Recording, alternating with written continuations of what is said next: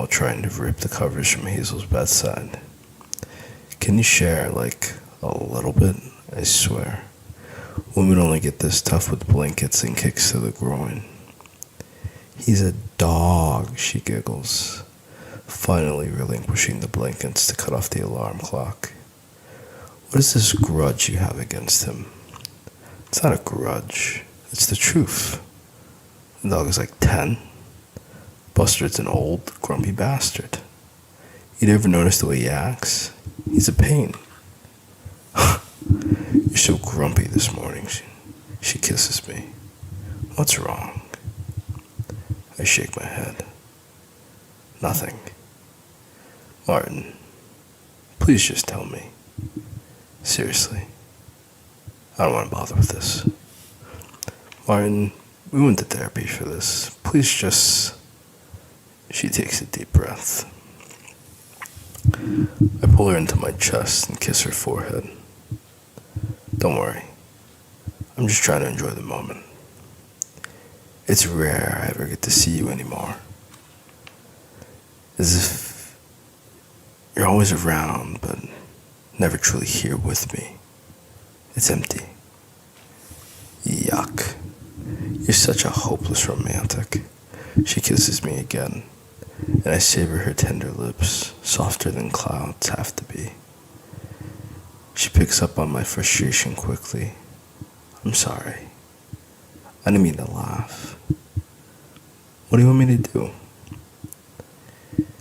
Why don't we walk the dog together? I'm sure Kendall would love to see you. Hazel playfully whines. I'm not a morning person. Don't make me get out of bed. I'm so comfy. Come on, Hazel. We used to do this all the time. That was 2 kids ago, she laughs, before looking up at me, sitting on the edge of the bed. I'm sorry, baby. I'm not mad or anything. I'm not. I miss you. She wraps her arms around my neck. Her touch sends chills down my spine, forcing me to shiver. People ask about you. They want to see you, but what do I say? Hazel taps her finger to her chin. How about... Oh. We'll have Kendall over for dinner tonight. And, as a bonus, I'll have the kids ready before you get back from your jog with Buster. Deal? You mean in time for me to cook? She sits back knowing my answer. So, it's settled. My back cracks as I stand to my feet. To be 45 and only getting older. I begin walking to the bathroom. Nice butt, babe, she cheers from across the room. It's just for you, Hazel. I kiss her on the forehead. I'll see you tonight, right? Don't you always? She watches me walk over to the armoire. You know that I love you, right, Martin? The question caught me off guard. I felt bare. The draft swept through the room, reminding me of her touch. Baby, did you hear me? Yeah, I don't doubt that anymore. I smile as I slip on my sweatpants before sitting next to her in the bed. Baby, it's not your fault. I just want my wife back. We'll make it better, baby. I promise. We'll do better. Enjoy your run. We hug before she curls back up in bed, and I grab my trainers. Damn it, Martin. You know damn well it wasn't time for drama. Get a grip, you insecure old goat. Get hold of your insecurity and fight this damn dog. Maybe if we rush, we can catch Hazel before she leaves. Buster, come here, boy, I shout, no louder than a whisper as I tiptoe down the hallway, trying my best not to wake the cretins I call children. There's whimpering coming from Ayana's bedroom. I push the door open to her princess-themed bedroom with Batman, the Game of Thrones, and Spider-Man posters on the wall. The girl kept me on my toes. She couldn't just be a princess, she had to be Princess Spider-Woman or Nymeria. I find Buster cuddled under Ayana's tiny arms. Her little face rests on his neck as if it was a cushion. They've been sleeping like this since she got out of her crib. Buster, get over it, damn it. His ear perks up. He lets out a snore, ignoring me. Hazel thinks this is all in my head. This dog is a bastard. Daddy, I'm trying to sleep. Ayana whines. Buster gets up. I can almost hear him snickering at me as he trots out of the room. A smug look on his mud face saying, "Look at what you did now, dummy." Hush up now, baby girl. I kiss her forehead after kneeling in front of her. I just came in for Buster, sweetheart. Nighty's gonna get out of your hair, but since we're talking about hair, when will you start taking care of this nappy afro? I told you, if you want to grow your hair natural like Asada's, you have to take care of it as she does. I combed through her tangled mass of naps and curls. My eldest has been singing the natural hair sermons as of late. It wasn't long before Ayana was running around like she was fresh off the boat. Can Kendall come over and do my hair like hers? She suggests, recruiting my neighbor, an old flame. Braids, you mean? I asked, trying to recollect Kendall's latest hairstyle. Yeah, those. She gleams with a toothless smile, too adorable to reject. Wouldn't you rather Asada do it? I'm not sure if we should bother Kendall. She's already doing so much for us. But it hurts when Sada does it. Kendall's hands are soft. I nod in agreement. I suppose her hands are more velvety than the average bear's. I do doing my best Yogi Bear impression. It gets a giggle out of Ayana. You talk funny, Daddy. It's my Yogi impression. She smiles, shrugging her shoulders with a giggle. Before her time. She's coming over for dinner later. I can ask her then. Wait. Hold on. Open your mouth. Sporting a fresh pulpy hole in her gums. You're missing another tooth, I groan. The kitty's eating through my bus fare. Ayana, you must let them fall out on you alone, sweetie. But they hurt, she whines. I rub my temples, contemplating how much braces will cost once they grow all crooked. Did you tuck it under your pillow for the tooth fairy? I asked, rubbing my temples. Yes, but she didn't come yet. Do you think the tooth fairy is running out of money? She taps her chin. She's been shortchanging me lately. I'll talk to the tooth fairy. I get some sleep. I took her back into bed. I kiss her on the forehead. She falls back to sleep almost instantly, sliding 50 cents under her pillow and extracting the tooth with the agility of a thief. I meet Buster at the bottom of the staircase. He sat on his haunches, his eyes scanning the living room. Nothing much more than knickknacks, buddy. I clip him up with a leash and he jerks from his neck for me to follow. I yank on the collar and he reluctantly follows behind me. My greatest adversary in life is a damn dog. What does that say about me? We see Kendall packing her car to leave for work. As we get outside, she waves to get my attention. Hey Martin, are you taking Buster out for a jog? Kendall looks beautiful in her pinstripe suit, ebony midnight sin, and long natural braids. She'd been growing for years. Of course. I get to start the day off right. Are you doing anything tonight? I ask, rubbing my neck. Kendall smiles. No. I'm not. Why? She bounces foot to foot. Are you finally asking me out? It's been a while since we've done something together. We were wondering if maybe you would join us for dinner. How about it? Oh, join you and the kids? I was hoping you would eventually ask me out, she chirps. I would love to. I love your kids. They need a mother in their lives. It was Hazel's idea. I say a bit defensively. She raises a brow, taken aback as she tries to find her words. Hazel asked. She rubs her neck. Is that a joke or something? No. We haven't seen in a while. We were hoping we could all catch up. Kendall pauses for a moment. Are you feeling okay, buddy? She presses her hand to my forehead. Where did you get this idea, Martin?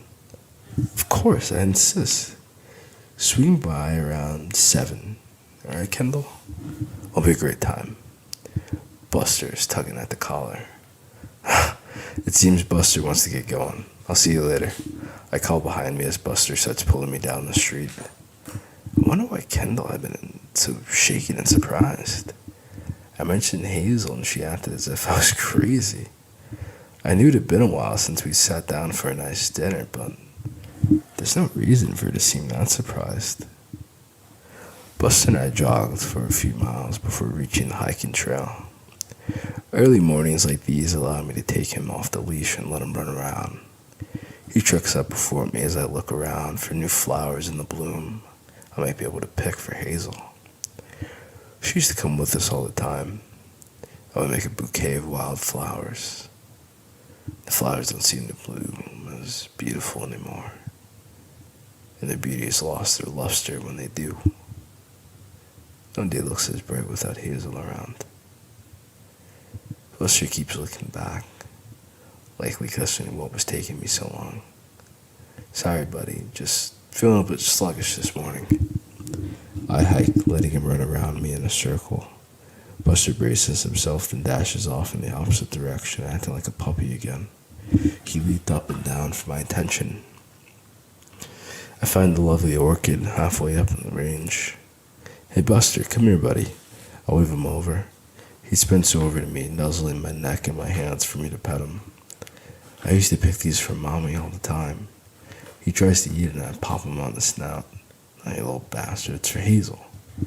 Buster runs around as I stumble about, trying to find all the fairy slipper orchards.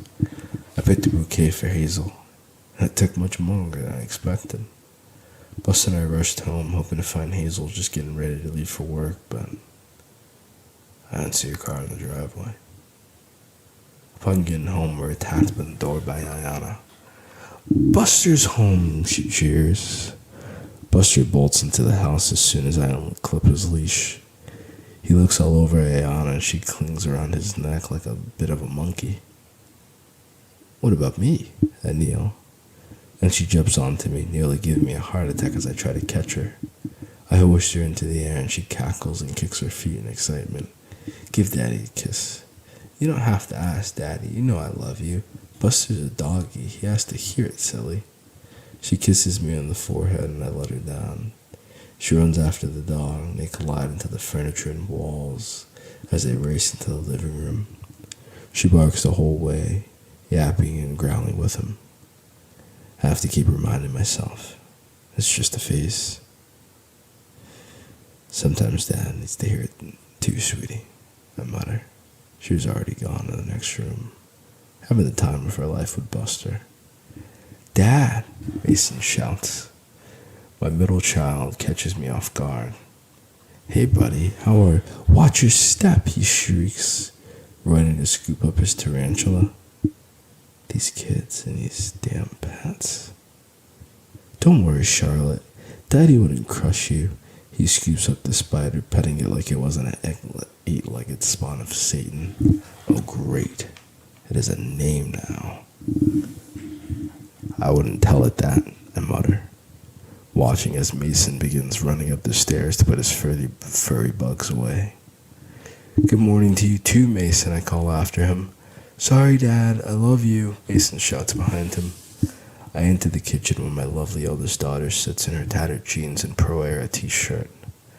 I hold back aghast, looking at what she's done with her hair. The sides were shaved down to the skin and the top had long braids rolling down the back. She's been harping about this braid hawk for quite some time.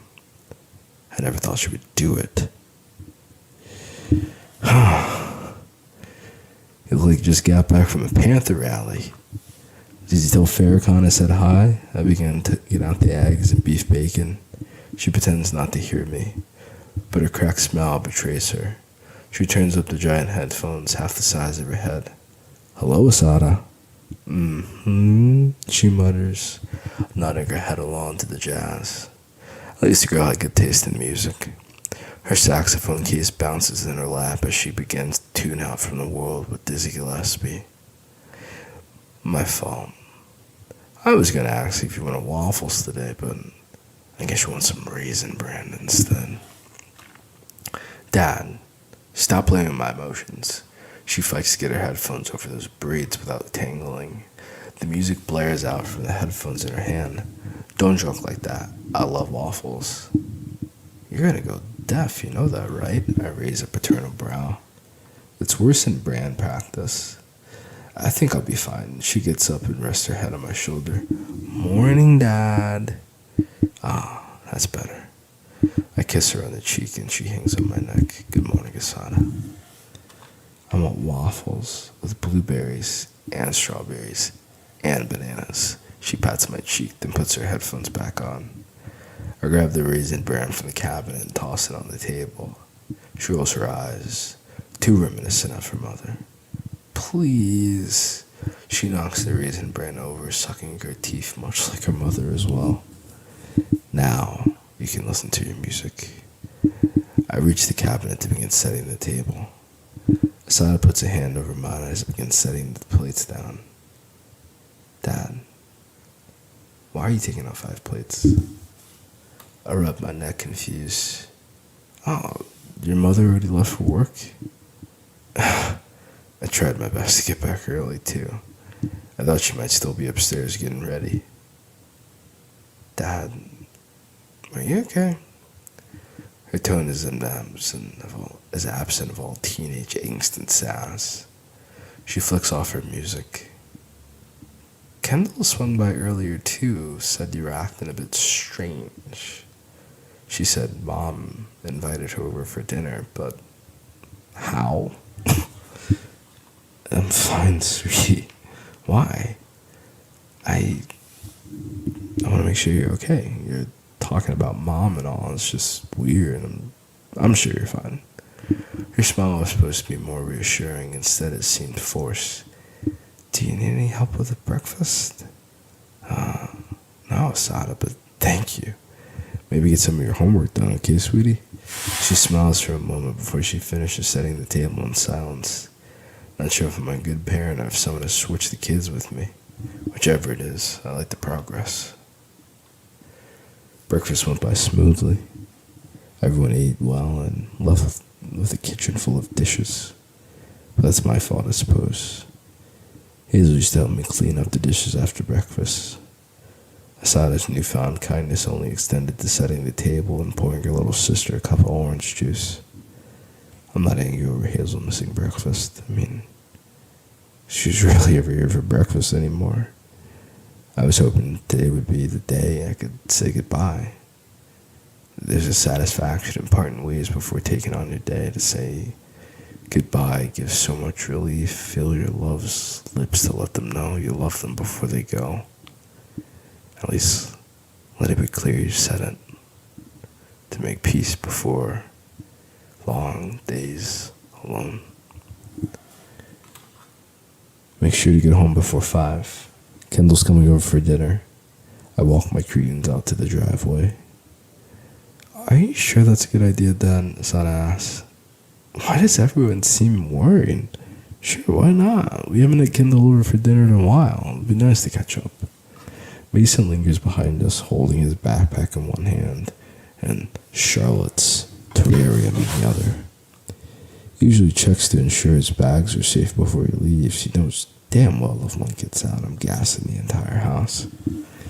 He takes a glance at Asada and then looks at me. Dad, I'll be honest with you.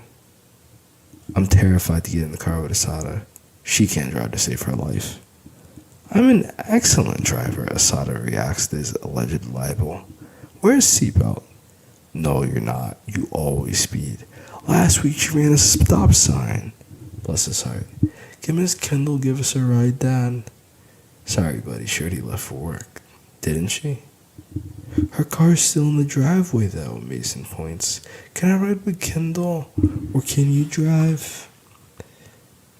I don't drive anymore, little buddy. You know that.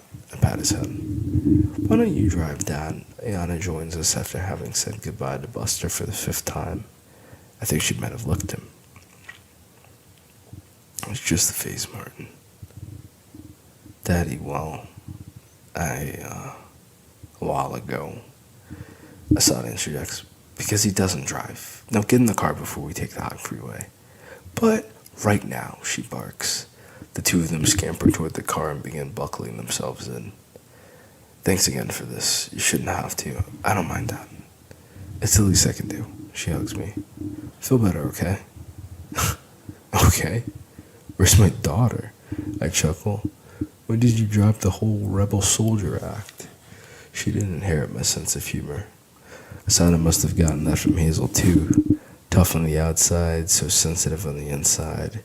She grimaces, rubbing her temples as she tries to find her words. Dad, are you sure you're alright? You're talking about Mom and... Are you sure you're okay? What's wrong, sweetie? She opens her mouth, but after a moment, she seems as if she decides against speaking. Asada shrugs, flinging her backpack on her shoulder. I don't know, Dad. I wish I did. I guess you're just in one of your moods. She hugs me tightly. I love you. I love you too, you strange little lady. I hug her tight. I wave as she hops in the car. I'm confused as to what she's stammering about, but I'm a sucker for happy family moments. Take care of yourself, sweetie. Remember to get home for dinner with Kendall. Sure thing. See you later, Dad. Asada smiles weakly. Bye, Daddy. I love you. Ayana waves frankly. Bye, Dad. I'll see you later. Mason smiles. I'll see you all later. I wave as the Jeep pulls out of the driveway. Love y'all too. The day without everyone speeds by me. The house is so empty without everyone. I do my best to get around, but end up in my study flipping through family photos. Mason gained 20 pounds in a year. Baby girl is missing teeth in every other day. And Asada's grown so much. Asada's almost a woman now. I can hardly even think about it. My firstborn will be heading off to Morehouse or Georgetown soon. She's almost a grown woman who wants to be treated as such, but can hardly ever keep her damn room clean. She used to be so easy to deal with as a preteen. She used to tell me everything from when she had poop, how her grandmother's moles gave her nightmares, then things with Hazel. She had to grow up too fast. No girl deserves that. The doorbell sounds off and I've pulled away from the kitchen table. Who the hell is bothering me this damn early? I open the door to find Kendall, but it looks as though she hasn't gone to work today. Hey, Martin. Sorry, I'm early. I thought we could catch up before everyone got home. Kendall beams as she steps inside, holding a bottle of sparkling red Moscow champagne. I almost brought a party favor. I also brought a party favor, hoping we could crack into this before the kids get home. You remember my favorite? I grabbed the bottle, looking her over in my hands. You've always been easy to please. I could have brought a 6-pack of beer and you would have been happy. I'm just glad you brought liquor instead of a dessert, and I gave her a nudge as we began walking to the kitchen. Kendall's fingers trails the walls as she walks. Her cocktail dress flows as she takes in our family portraits and the kids' different paintings. 3 kids, and you still manage to keep this place clean by yourself. I'm impressed. She sits on the island. Is this your wedding album? Yeah, it is. I was just giving it a peek before dinner. I picked it up a couple of days ago while cleaning. You mind if I take a peek? Kendall asks as I rinse off a couple of glasses. I don't bother responding. I can already hear the pages turning. Kendall swoons over the old wedding photos as I pour 2 drinks, sitting on the stool next to her. Hazel was so beautiful, Kendall sighs. Beautiful even when she stuffed herself in a dress 2 sizes too small. She just had Asada, didn't she? And none. Yeah. She refused to admit she gained weight. The woman is stubborn as hell. A toast to Hazel's amazing way to make everything she did look good. Hazel raises her glass. We clink our glasses. Hazel's a force, to be sure. Much better than I could ever deserve. Way more than you deserved. But you can still do great for yourself. She giggles with a blush, covering her mouth, trying to be polite. I apologize, I'm just teasing. No, it's true. Smile softly. Hazel's something else entirely. Yes, she was. Kendall takes a moment, then says abruptly, "How are the kids?" I look up, not realizing I just out to stare at my shoes. Oh, Asada plays in a blues band with some of her friends. Baby girls in ballet, and Mason got in a robotics club. I always catch him digging up bugs in my garden, Kendall sighs. He keeps bringing them home. He's gonna make me go crazy. I rub my temples. I don't even know what he brought home the other day. You know, kids try to hide shit, but you already know they're up to no good. I swear he's making an ark for insects. Noah, the savior of bugs. Do you think there were spiders in the ark? Noah needs to find a new occupation before I call the exterminator to flood his parade of insect merriment. Kendall slaps my arm. You're so mean, she snickers. How's little Ayana doing? Every day she looks more and more like Hazel. Baby girl's a spitting image of her mother. Recently she's been losing teeth like crazy. The tooth fairy's starting to run out of singles. Every last night or night before last, I had to give her a 5 spot and leave a note asking for change. Did she leave you change? Nope. I found the note in the trash. And she told me she couldn't read fairy script. I wrote it in plain English, and she's a great reader. I let out a sigh, and I'm able to hide the smile on my face. I think she's prying them out for cash. Kendall shakes her head.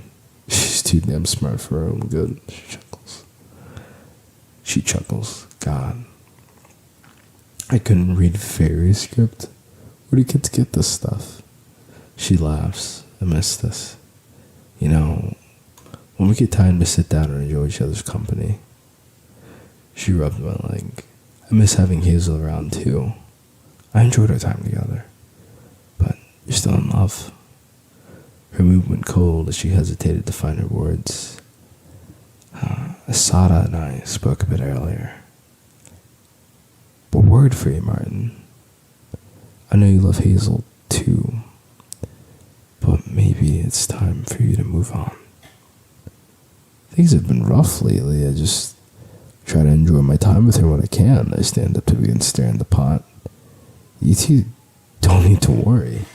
Kendall shifts in her seat a bit and sets down her glass. She fiddles with an idea, but how she parts her mouth shows she isn't quite sure what to say. Where is Hazel right now, Martin? Kendall's eyes fell to the ground in sadness. Asada thinks she might think Kendall is still. They might think Hazel is still. Kendall, you don't understand. No. Maybe I don't, Martin. But I want to. If you would tell me, I would gladly listen. There's nothing to talk about, Kendall, I said defiantly. Why do you always have to be so avoidant? I just want to help you. It's all I've been doing since Kendall passed. She's working late, Kendall. Since Hazel passed. She's working late, Kendall. Martin, Hazel got a promotion, and that's why she doesn't come often. She doesn't come around because she's busy with work. Martin. Kendall grimaces as she opens the photo back up. The photo album back up. Martin, I've been your friend for a long time. I stood by you. I grieved with you for nights on end. I want to stay with you. But you need to tell me the truth. She turned to the last page. and it was my beautiful wife staring at me. Her lips resembled a smirk, but there was no happiness. She lay dressed in her Sunday best.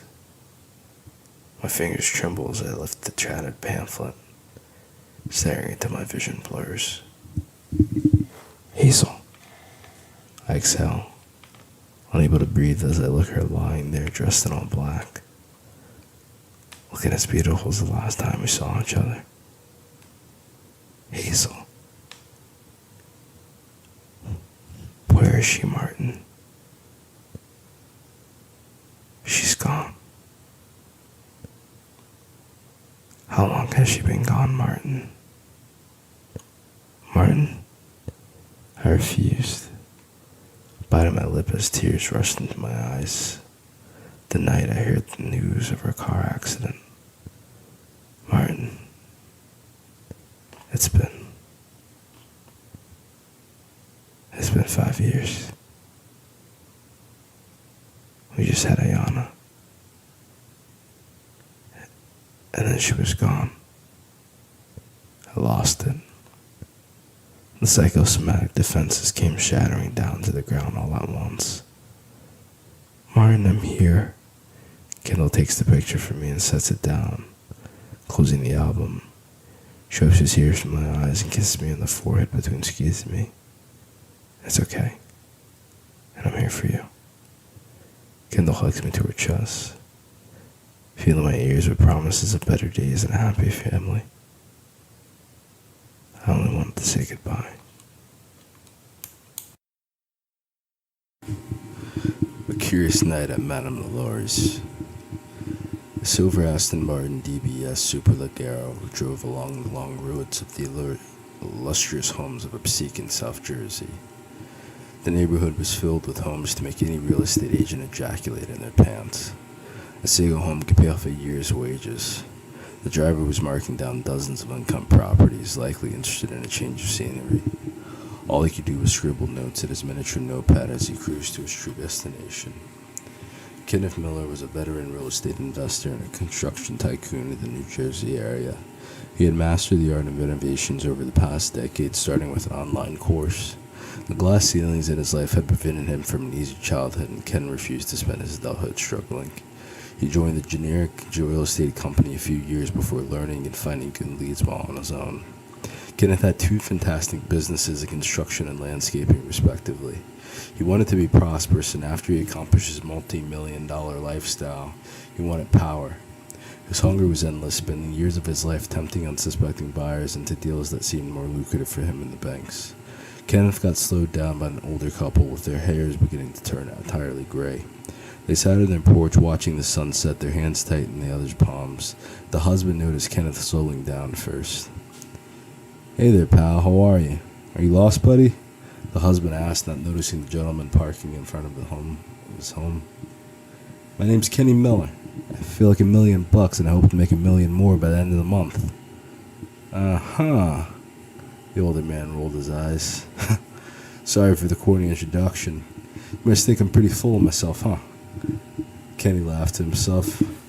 "I'm happy you aren't here to rob us or anything. I'm happy you made it out the ghetto, Mr. Miller." The wife smiled warmly, waving on. "You can't say things like that anymore, Gloria. We'll get that black reverend and Barack on us. We'll lose everything nowadays." That's fucking funny. That's pretty funny. I forgot I wrote that. Hey, none of that, okay? I don't mess with any of that crap. I did make it out the ghetto. Thank you. I am lost. I'm looking for the LaLaurie mansion. Kenny humbled himself, stepping out of his car, dressed in a cream-colored suit with a powder blue Oxford shirt. "I'm Martin. This is my wife, Gloria. I don't think either of us believes you need to be at that mansion. I should just go home now, my friend. We think all lives matter in this town, and that's why no one has moved in that godforsaken place. The woman who owned it was insane. Yeah, I heard rumors she was some racist scientist who did some unconventional experiments or something." Kenny rolled his eyes, uninterested in being dissuaded. Gloria's warm smile faded. "My mother told me she was no scientist. She brought you folk, and instead of working or selling them, she performed horrendous experiments. My mother told me stories from when she was a kid. The town could hear screaming from 3 a.m. well to 6 a.m. Eventually, the city had to force her out of the neighborhood. I don't think any sane black man has any business going to that house. Martin shook his head. Look, folks, this isn't about to be some ghost story. I'm an investor, and I want to buy the property. I heard these rumors, did my research, and all that garbage is too long ago to care about. You can point me in the right direction, or not. Kenny laughed it off quickly, beginning to return to his car. You'll feel when you're close. It's up the road for a few more miles after you see the houses stop, and the road continues on. If you have your soul left, you'll feel what we're talking about. Wine relinquished the directions before stirring his iced tea. Can you see if you find the missing children, sweetie? There have been missing children going in the area. We think it's the house, but no one believes us. Gloria's sullen words fell upon deaf ears. What now? You have kids missing too? You'll say anything to prevent a black man from moving into your neighborhood. Look, some missing kids from the 60s aren't going to stop me from getting rich. I wish you luck. Kenneth gets back in his car, but not before hearing Martin's final words. Cats go missing, dogs go missing, and people go missing every week now, it seems. There's something strange going on in that house, friend. By any other house, by all of them. Many of us have been looking to move as far away from here as possible. Kenny didn't respond, hesitating to start his car, fumbling for his keys already in the ignition as if his spirit was telling him to take their advice and leave. Instead, Kenny clutched his wallet, taking a deep breath and thinking about how much money waited from ignoring these old white people. He convinced himself the two must have been crazy or racist to dissuade him, perhaps even both. He drove up the road for a mile before the feeling returned. He rolled down his windows, hoping the fresh air would calm his nerves. Instead, the air felt thick and sticky, like he was driving in a swamp. He choked for air as he rode past acres of open fields and woods. The town is already secluded in the hills of South Jersey. If anyone had gone missing, he wondered how far they could have gotten. Running to the house or from the manor seemed impossible. The air made Kenny suffocate as he got close. He brushed off the thought. Damn, only $50 worth of gas to finish mowing this lawn alone. I've never seen a property so big. I could build so many houses on this land. Kenneth marveled until he saw the beautiful manor behind a wrought iron gate. The oak door was covered in vine moss, as if left for centuries to be overgrown. The house looked freshly painted blue, but the windows had violet condensation and molding visible from the wrought iron gates. The house is valued for millions with the right investor and construction clue. If only they could get past the rusty gate and inside the door. Two pairs had been invited to open a house viewing by a friend of his boss. His boss refused to go because of his friend's weird tendencies towards drug and sex parties. His boss was a married man with 3 kids. It was more than likely his jealous wife controlling his life. Why wouldn't a rational, sane man want to enjoy a night of cocaine and anonymous sex? The LaLaurie manor was renowned in the neighborhood. Most residents in the Obsequian area believed in a haunted house. The passerby, like Miller, seemed like only the folk who explored the premises. Who is having sex in this house? Kenneth asked himself as he left his car. He searched for other cars to signify a party, but the invitation said it wouldn't be until late at night. It gave Kenny time to explore the property before any other buyer could set their eyes on the astounding property. He saw a pair of headlights in the distance following his trail. A white unmarked van pulls up to his car with his boss's friend in the passenger seat. An ornery, grizzled older man was driving the van. The friend put up his hands, telling the man to stay in the car until he figured things out. Donnie, is that you?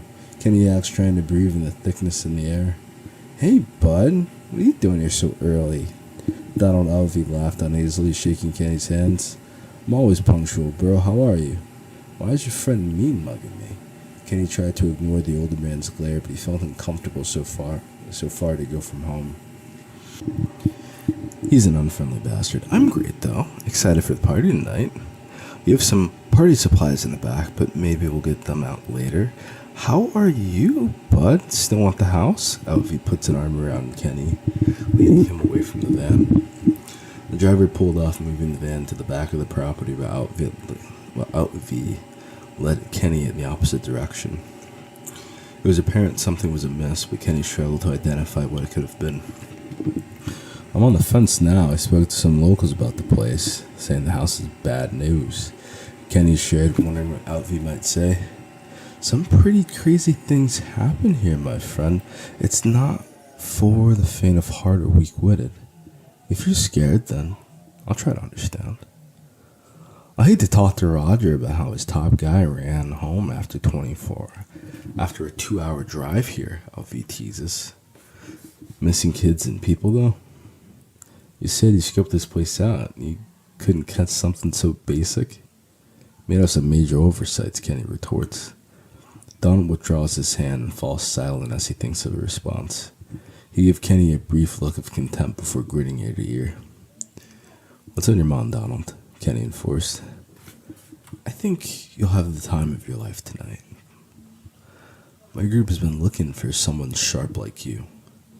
You're someone who's broken barriers and stays on his toes when so many sheep stay asleep. Hopefully we're not too rowdy of a bunch for you. Our parties can get out of hand if that's why they're trying to scare you away. Donald reassures Kenny.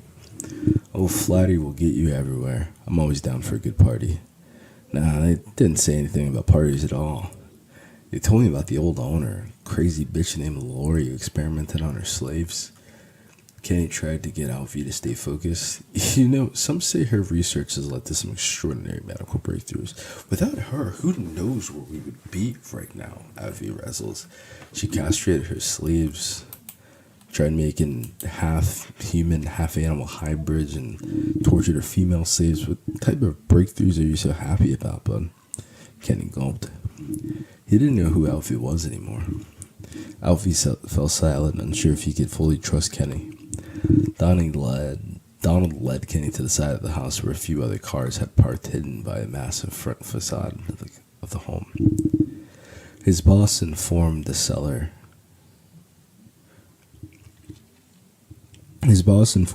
Alfie that the seller wanted to exchange hands within the next month. It had been in the seller's family since Madame LaLaurie got chased out of Upseekin. There were no precise details on the seller's possession of the home. Kenny had bad deals before that lost him thousands early on in life. Before leaving with $1 million nightmare, you need to get all the details on this house. How old is this property, would you say? Kenny asked. It was built in the early 1800s by Frederick LaLaurie II. It was passed down to his daughter and her husband, an abusive lad who owned a few dozen slaves back in the day, but you know, slavery wasn't all that bad. It was more like a corporate office than people would ever think. One guy at the top owns the company and a bunch of workers who make it run. Besides, they use psychological warfare and firing instead of whips and lynches. Kenny mutters, gritting his teeth. Lynching didn't start until after slavery, my brother. Alfie balls a fist and pats his chest before blowing a kiss with a peace sign. What the hell are you talking about? Alfie begins chuckling. Lighten up, man. Slavery was a long time ago, right? You just said it's still going on. Yeah, but people choose slavery. They're not working because they need a job. They work because they're afraid of death. Have to take a leap of faith and see what's out in the world. People get in debt because they're afraid of being poor. These people are cray, brother. Alfie extends his hand for some dap. Donald, I think I need to pull out of this deal. I wasn't aware you were a racist asshole. Whoa, I'm not racist. You think because I'm white, I'm racist? Prove it. Prove it. What? How do I do that? Alfie sucked his teeth and scratched his head. Make sure I get out of this haunted mansion with a good deal. Oh. I had a great proposition for you. See, my friends and me still like using this house. Even if you did have a buyer, we're hoping we would find some cool people to overlook what we've been working on downstairs. We can make sure you get the deal of a lifetime. The inside was maintained and authentic, but I need you because you do field work. So I need to replace the siding, painting, windows, some doors. That's hundreds of hours of labor there. And then I need the yard properly maintained. Wait, you didn't call me out here to buy the house? You want me to be your field nigger? Kenny clenches his fist. Nah, you don't have to work yourself. You could be a supervisor or managerial type. You need a few dozen people working for you to make it all nice. Maybe a crew of 25 to 30 would suffice. Then you could be their leader. I'll pay you top dollar and you can pay them what you please from your earnings. Donald offers. I'm about to give a down payment of $300,000 and take the house tonight. You all can have your last party, and then we part ways, my guy. Kenny reaches for his checkbook. Whoa, Ken, my friend, I'm trying to put money in your pocket. Consider it reparations. Alfie tries to extend his hand. Help me manage the property. We can make the house great again, bud. Look, pal, any work I do for myself. You can't hire me because I'm not offering to work for you. I want to buy a house. I have no interest in being your slave. He asks how slavery was a choice. Now you see why. Don raises his hand as if he had imparted sage wisdom upon Ken. Kenny bites his thumb, trying to put it all together. His shoulders relaxed as he mulled over Donald's words carefully. Ken let out a sigh, letting his guard down entirely. Donald continued explaining his perspective. You see, my friend, you're like me. You want to be the owner. You want to be a boss. You want liberty and your rights more than you want money. That's why we know you'll be successful. I know some of you people would have jumped at that deal as long as I offered you free room and board. You're a different type entirely. You're an entity, not a mere man. You're one of us. Donald nudged him lightly. One of whom exactly? One of the enlightened. And a few decision makers left on this planet. One of the few of us who are thinking for ourselves and doing what is best for ourselves. Not lost in the bewildered herd. No one's slave and no one rules over you. No one but God himself. Ken nodded proudly. Yeah, God is cool. I would be nowhere without God. Alfie holds his chest and raises 2 fingers to the sky. Well, do we have a deal? Ken asks, finally retrieving his wallet. I don't know. We need this property for the overall dream. We want to maintain the integrity of the home. We were hoping you would want to work the property. Alfie lets out a sigh, beginning to pace in short steps. You're kidding. We discussed me buying this house for weeks now.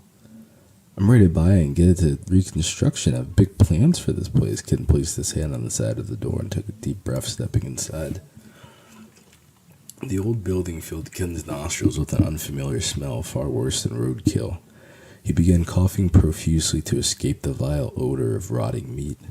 It permeated the entire house like perfume for hyenas and vultures, as if a butcher had turned off his freezer and given up on letting the meat go to waste. What is it? Alfie asked, taking in a deep breath. It smells rank, bro. Are you going to have an open house here? How would you sell this house to anyone? Did you keep the bodies all year? Have you ever had the house exhumed or checked inside the walls? No house should ever smell this way. Ken fought to get back outside, forcing the door open and taking a deep breath.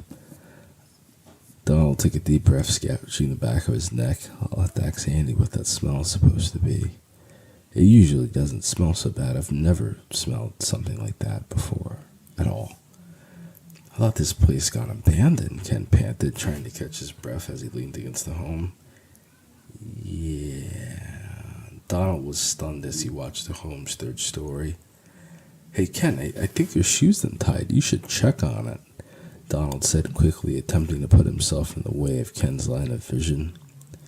A naked boy had climbed out the window. The boy's frail pink body clung desperately to a rope made of curtains, attempting to climb down to safety. His body was decorated in welts and bruises, his anus scabbed from bleeding. The boy couldn't have been older than 7 years old. My She was fine. What is wrong with you? Are you sure, man? What type of laces are those? I need to get some. Kenny tries to keep Ken's focus until a loud shriek broke through the night sky. Ken stood at attention, only seeing the curtain hanging from the window before recalling what the elderly couple had told him.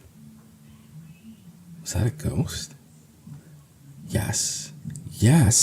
This place looks haunted, but you could have... You could get someone for that. I'll have Andy check out the smells and the ghost. Donald laughed nervously before a look of contempt had crossed his face. What's wrong? Didn't realize how bad of a condition this house is nowadays. I'll give you $250,000 for the house. Between the shrieking ghost and the rotting smell of rotting meat, entire sections must rebuild. It would cost me more to fix up. Donald's face twisted in anger. I need a drink, how about you? I got this amazing tequila that would put hair in your chest. What's wrong with you? Ken asked, following Donald along the side of the house to his shed. Things don't usually go this way, Donald confessed. You're hiding something. It says all over your face. What is that, the septic tank? You have plumbing issues? Does this place not have water heater or some old-ass electrical system? Ken began getting a headache. Look, I've seen enough of the house. I think I'll have to pass on this deal. No! Donald growled, grabbing Ken's arms as he tried to leave, nearly throwing him into the side of the house. But Ken slipped out of his grip, almost tossing Donald out of his shoes. What the hell is wrong with you, man? Ken asked, bewildered, backing up slowly. Donald's chest rose and fell as a man possessed. He stared at Ken, who was beginning to return to the same feeling of terror. Donald took a deep breath, relieved how one-track Ken's mind had been. He startled, chuckling hysterically. Ken hadn't seen anything and wasn't aware of the boy's dead body bleeding out in the garden nearby. The shrubbery and roses hid the boy and the posies as Donald backed away, holding his hands up. Let's just have a drink. Ken rolls his eyes. Donald's eyes widened as he saw the boy attempting to crawl out of the bushes. The boy's neck has broken, but he pulls his pale body toward Ken. Donald nodded, backing up more, hoping Ken would follow. Andy had arrived holding a metal shovel with a look of dismay on his face. Before he could announce himself, he noticed Donald's face. What the hell is wrong with you? Is there someone behind me? Ken began, still turned around. No, man, no, it's all good. We're going to have a drink. I was just admiring the garden. Donald felt defeated as he said garden, unable to stop Ken from turning about face. Donald was ready to quit until Andy arrived with a metal spade, dragging between the boy's lumbar and thorax, and then dragged the body away into the garden. Ken turned around, seeing nothing but Andy in the garden, toiling away with his shovel. What do you need me if you have him? It looks like he does a great work if he's been maintaining the garden well. Can I take a look? No one said anything about a garden. What do you fertilize it with? Ken smiled brightly, calmed by the symphony of colors in the flowers. No. Andy needs to focus. He's not doing a good job, as I thought he would. I don't want him to disturb us. Andy handles my needs around the house, but doesn't have your expertise. He's eager to work, but his quality has fallen off. Donald criticizes loud enough for Andy to hear. Ken looked at the grizzled mailman over. A thin, wiry build dressed as a backwoods lumberjack, plaid and denim jeans. He had a hunting knife attached to his waist and a second in his leather boots. His holster showed he had a firearm. Instead, he had the shovel and a scowl. Andy's expression twisted into a bowling raise as he began digging the shallow grave, far fiercer, cursing under his breath. Where did you find him? Ken always admires the blue-collar man who rose up and slept with his sweat on his brow. Ex-con, Donald muttered. Why keep company like that? Ken was shocked. Didn't expect your kind to be so judgmental about convicts. He went to jail for some services I needed. For the time being, yes, he's going to be my gardener. Talk to that guy about the smell or else I'm gone. I can't drink and drive in this town. Ken rubbed his neck. You know what, my brother? That was the best idea you had all day. Donald slaps Ken on the shoulder. After this drink, don't worry about driving. The party will start soon. We'll have plenty of viewers for the house and people looking to network with a man of your stature. You're going to be my guest of honor. Come on, Ken, have a drink. You lay on the flattery, Donald. Ken shook his head, beginning to feel queasy from the pitch. Let's have a drink or two, and then we can discuss some figures. I wanted to hear why you want this place so badly. You keep persisting and buying. I never imagined you would be so determined. Donald smirked as he led Ken to the shed where there was a crystal skull bottle. Well, I want to read the history of this home. I feel we can reclaim it like we did in the N-word. This country has such a sordid history. This woman is one of the worst demons walking on this earth. Call a priest, get my crew working, call in a team of plumbers and electricians, then I could tear down this home and rebuild most of the property in a small community. I flirted with the idea of opening a home for at-risk children, but after seeing how much land this property sits, you know how many houses I would build here? And these people only built one? Sometimes the greed of your ancestors is beyond my understanding, bro. You have big dreams, Ken. Can you bankroll all that? Donald poured the drinks as he grits his teeth. Yes, I can, Ken said, taking his drink in his hand and seeing the pickled worm on the bottom of his glass. I think I will take this house.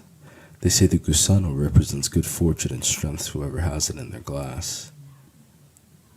You don't say. Donald tried to force a smile as he poured his glass. Seems like a good day overall. I want to make a toast to this beautiful property, beautiful neighborhood, and to an end to the LaLaurie legacy once and for all. Ken raised his glass to meet Donald's. Salud. Donald grinned as Ken drank his entire glass before Donald couldn't even take a sip. You must have been drinking this already. This tequila is strong. What type of tequila is this, man? Ken staggered, looking for a chair. Donald fumbled around on the floor before slowly rising to his knees. As Donald stood up, he smiled with restored confidence. Ken's eyes rolled to the back of his head, and he fell straight back on the hardwood floor. Donald stepped over at Ken, wanting to kick the arrogant bastard, but stormed up to Andy, letting his charming demeanor fade away. What the hell is going on here? Donald barked. I can explain, Andy groaned. Explain. Explain to me why some naked boy fell 3 stories out the window. Explain to me why this place smells like a morgue. You risked letting that nigger in on everything. You said you had everything under control. Do you know what happens if that nigger makes it back home?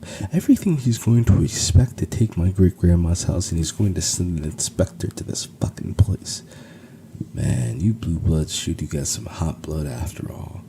Andy smirked, leaning his shovel on the kid's grave. You smug son of a bitch. Do you think it's funny?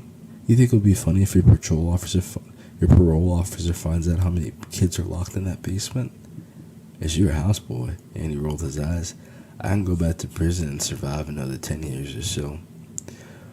Will you make it past the first few nights of some chomo and general population? You threatening me? Donald laughed. I ain't threatening nothing. What I'm saying is, you need to kill that darky before he gets mad. Did you use your roofie tequila in him? He's a pretty big guy. Not those little girls and boys you like drinking with, Donald, buddy. What I'm saying is, sounds like we got a similar interest. He is my best friend's employee. He can't end up dead tonight. Blair would be pissed off if he disappeared, Don explained. What about going missing? Maybe some cop pulled him over. Maybe some local shot him because some black guy was on their lawn. Who knows? But if he goes missing for a while, then winds up dead miles from here, you can cry the whole time saying you were looking for him, right? And it's just, he hasn't seen anything yet. We don't need to do any of that. Let's put him back in his car. Drive back to the main road and leave him there. Let him wake up and try to piece things together. He'll call me and I'll tell him he never made it to the house. We sold it to someone else. Boy, you cleverer than the devil himself. Andy slapped his knee. I might just be the devil himself. Let's get out of here now. Donald rolled up his sleeves, walking back to where he left Ken. Big ass bastard, Andy said, trying to lift Ken's dead weight. It would be easier to bury him. You're saying we have to get this big bastard from the property, then try moving his unconscious body in full view of other people? Man, we need to drive 2 freaking cars. This won't work. Just put your damn back into it. Donald begins dragging Ken by the collar and shoulder, pulling him across the lawn a few yards before breathing. Why aren't you helping me? Andy sighed, grabbing Ken by the ankles as the two heaved him several more yards before dropping him to take a break. God damn, this is a big boy. Andy sat on the grass, wiping his brow. Yeah, my friend said he was a bodybuilder or some type of athlete. Donald falls over, panting, looking at the sky.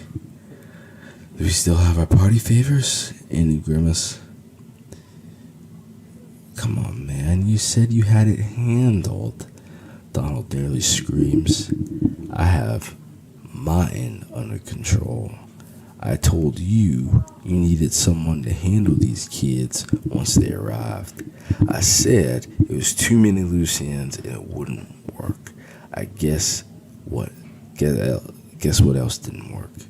Your idea. Andy spat. We have 10 dead kids and 5 dead women. The 10-year-olds and teenagers are alive, but barely. No one fed them for how long? You forget people need to eat? Got a lot of folks down there, Donnie. I only needed them for 1 or 2 nights. Why would I bother feeding them? Donald sucked his teeth. You blue bloods are different. Cons were bad. Don't matter none. We'll be serving the rest of our lives in prison. They catch us. So there's one way we don't get caught. Burn this house down. Put this bastard in the fire. I go to Brazil. You go north to Canada. I have a buddy who does birth certificates in the 90s. You are not burning my great Grammy's house down. I have my party tonight, and I will enjoy myself. And with whatever concubine is left, did you get it? Now take his keys and drive up to the highway, park it, move him in the driver's seat, or drive him to the passenger side. Leave him. I'll call his boss and have him fired. I'll tell them how late and unprofessional he had been. He'll be too busy trying to pick up his life to come after us. I got this under control. Donald fumed as he had done it 100 times before tonight. But you got a basement full of dead kids and women. Now you got this, darky. You're going to prison. We need to figure out how to get out of this mess. Andy would have ripped out his hair if he had any. Do you know what? You run away. Do with him whatever you want. I'm staying and having my party. If you want to leave the country so bad, so be it. I'm Donald Frederick Elfie. Every cop, court, judge, and person will take my word over this guy. Now get out of my face, Andy.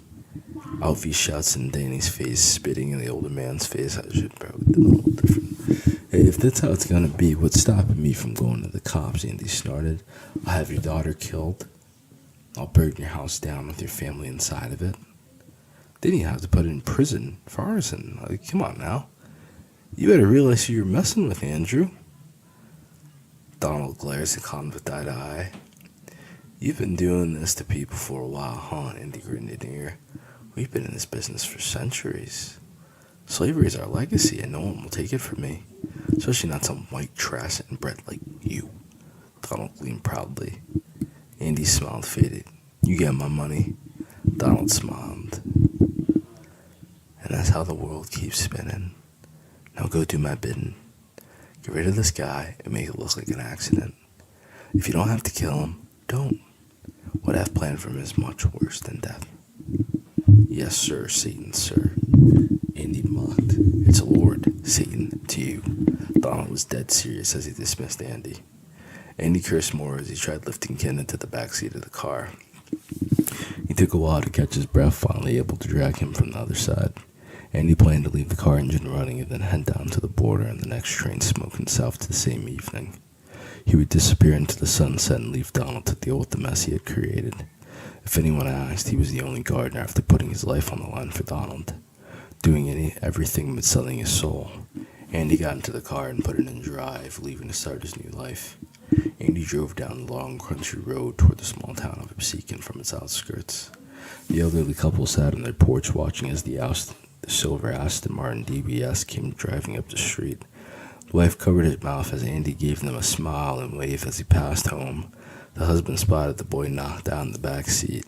He remembered him coming alone and hadn't seen too many cars coming up the road. If he was only going to an open house, there was no need for such a rugged figure to be driving his car. Gloria clung to her cross, vowing to call the cops, but Martin advised against it. He knew Andy would lie and say it was his car. The man nearly his age was driving it as if he had bought it in cash. Judging by the torn and faded plate the man hadn't come from much money. He didn't expect the young cop to see through the ruse. "I'm telling you, Martin, I'm calling them. I memorized the license plate. I memorized it," Gloria parroted. "Good God, Gloria. You'll get that boy locked up. I need you to call the cops, but send them to the house. Send them up the road to investigate what's going up there. I'll go after the car." Martin stood up holding his lower back. "Martin, you're retired. Sit down. Let the real police handle it. How far do you think that car can go before you get off the phone with the cops?" Martin asked, putting on his 1960s Yankee jacket and shuffling to the stairs of the patio. "Martin, you're going after that car, aren't you?" Gloria held her heart, holding out the license plate number. "I wanted to stay up and make sure that boy made it home safe. I can't go to sleep ignoring it. Not sure I would live much longer if I ignored it. Whatever that man is doing with that boy's car is plain wrong." Martin shook his head and going into his Plymouth Colt and headed up the road after the pair at top speed. Andy drove for 20 minutes before he was optimistic the car behind his tail meant business. It wasn't a cop, though. He looked in the rear view to find a man older than him chasing in a beat-up old car after them. Andy smirked, thinking at least the car was younger than him. He dropped the convertible type and joined the air, and figured it would be easier to toss the body aside. He had decided to keep the car as long as possible and ditch it if a cop started tailing him. The septuagenarian approach didn't seem much like a threat. "He's probably a senile old man, too old to be on the road," Andy judged by how fast the man was driving. Andy began to slow down, knowing the man wouldn't want to crash into such a nice car. As he began to slow down, the vehicle picked up speed, cutting off ahead of him. Andy slammed on the brakes, hopping out of the vehicle angrier than a rattlesnake. Andy marched up to Martin's car, waving his hands. Martin spun the car around, shifting the park as he revved his engine. "You think I'm scared of you, you old fart? Get out of your damn car and explain what you think you're doing interrupting my Sunday drive," Andy barked out. Martin revved the engine one more time as if he would run Andy over, but his engine cut off. He reached into his glove compartment, gripping his M18 service pistol, waiting for Andy to come closer. "You heard me, old man? What the hell are you doing?" Andy shouted as he began banging on the car's passenger side door. Martin placed his hand to his ear. "Roll down your window, you stupid old man." "I reckon I should open the window now." Martin shot back as if he had a touch of dementia. "Yes, open the damn window and give me your insurance information. I think I did slip a disc messing around with you," Andy barked, banging on the window again. The glass shattered instantly and Andy backed off quickly, checking his hands for blood and glass. He felt deep pain with a warm ooze of blood, but his fingers were clear. Martin exited the driver's side door and held his pistol at Andy. "You bastard! What have you done to me?" Andy screamed. "I shot you, gorilla." Martin grits his teeth, cocking his eye, ready to fire another shot through Andy's throat if he tried to move, and his chest if he tried to attack. "Whoa now, Grandpa. Whoa there, brother. Hey, I'm one of you, right? White power, brother." Andy held out the Nazi salute, trying to garner favor. "My last name is Schultz." Martin gripped his pistol tighter. "Whoa, man. Whoa there, Mr. Schultz. That was a long time ago, and I wasn't even around for whatever y'all went through. I'm just trying to get me home. We all got families, right?" including the boy in the back seat. Boy? Andy looked back at the Aston Martin. That's a grown ass. I mean, it's one of my drinking buddies. He stopped by for some drinks. We played some cards, but he couldn't hold his liquor, you see. We've been playing all day. Idiot bet his fancy car, so I did him a favor and won it off some. I'm dropping him off home, then heading off. Martin shot Andy straight through the stomach, dropping him doubled over in pain. Martin walked up to the car to check on Kenneth. He checked his wrist and neck, quickly finding his pulse and deeming him unconscious. Martin opened his eyelids, but had no flashlight to check for a reaction. As he turned around, he barely evaded Andy's knife, getting stabbed right in the shoulder before shooting Andy in the kneecap. Oh, God. Martin winced as he stumbled back against the Aston Martin, falling into the passenger seat on top of Kenneth. You should have killed me, old man. Andy roared as he got back to his feet, lipping one leg to the other as he gripped Martin's ankle, yanking him from the car. Martin held on to Kenneth for dear life, pulling the young man up before Martin's head hit the ground. He saw Ken take a deep yawn as his eyes blinked open. Martin blacked out for a moment, using all his remaining focus to grip his gun as Andy began wailing on him. Each punch threw Martin's skull against the road, but he held on to his gun until his last breath. You should have just given me your insurance information, old man. Andy cheered for himself, raising his fist into the air. A size 12 alligator shoe nailed Andy square in the nose and kicked him under the chin. Martin sat up, pistol whooping Andy on the side of his head, knocking Andy out. Martin fell back to the ground, staring at the sky, driving to catch his breath. Ken pulled himself up to his feet, groggy but functional. His head ached and his body felt sore, but he powered through the pain with his eyes set on Andy. Ken dropped to his knee, checking on Martin's broken nose and bleeding shoulder, but it seemed no worse for wear. Andy lay motionless on the side of the road, his butt proudly in the air as he rested his chin on the highway. He appeared to be out cold, but neither man took a chance on checking it out or getting close. What the hell is happening? What are you two doing to me? Kenneth looked around, no longer seeing the house or shed, but only the same highway he had passed less than an hour ago. I saw him driving up the road in your car, so I followed after to stop him. Martin sat himself up against the side of the car. Why didn't you call the cops? You were unconscious. Looked like this pecker would probably toss your body aside and steal your car. He gave me some bullshit story about winning in a poker game. He didn't strike me as a gambling type, but he struck me as a bald-faced liar. Martin explained himself and then awaited Ken to tell him how he got knocked out in the back seat. Last thing I remember, I was taking a shot of tequila with Donald Outfee. Then I woke up here. We were discussing a final price so I could slip out before his party tonight. I got bad vibes from the house. It smelled like rotten bodies and was completely unkept. This guy didn't seem like a gardener. Kenneth confessed. You said Outfee? LaLaurie's daughter married an Outfee. That boy must have been their family. Gloria's been used to say you could smell a stench like a slaughterhouse this time of year in October. Kids and girls get missing, then the stench. Martin began putting it together. He asked me to be a slave. Ken clenched his fist. I don't know what you're gonna do from here, boy. I'm calling the cops on our friend here.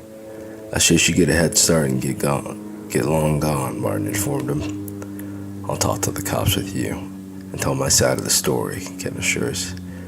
You forget what type of world we live in, boy. Cops see you with two bloodied white men, they'll shoot on the spot.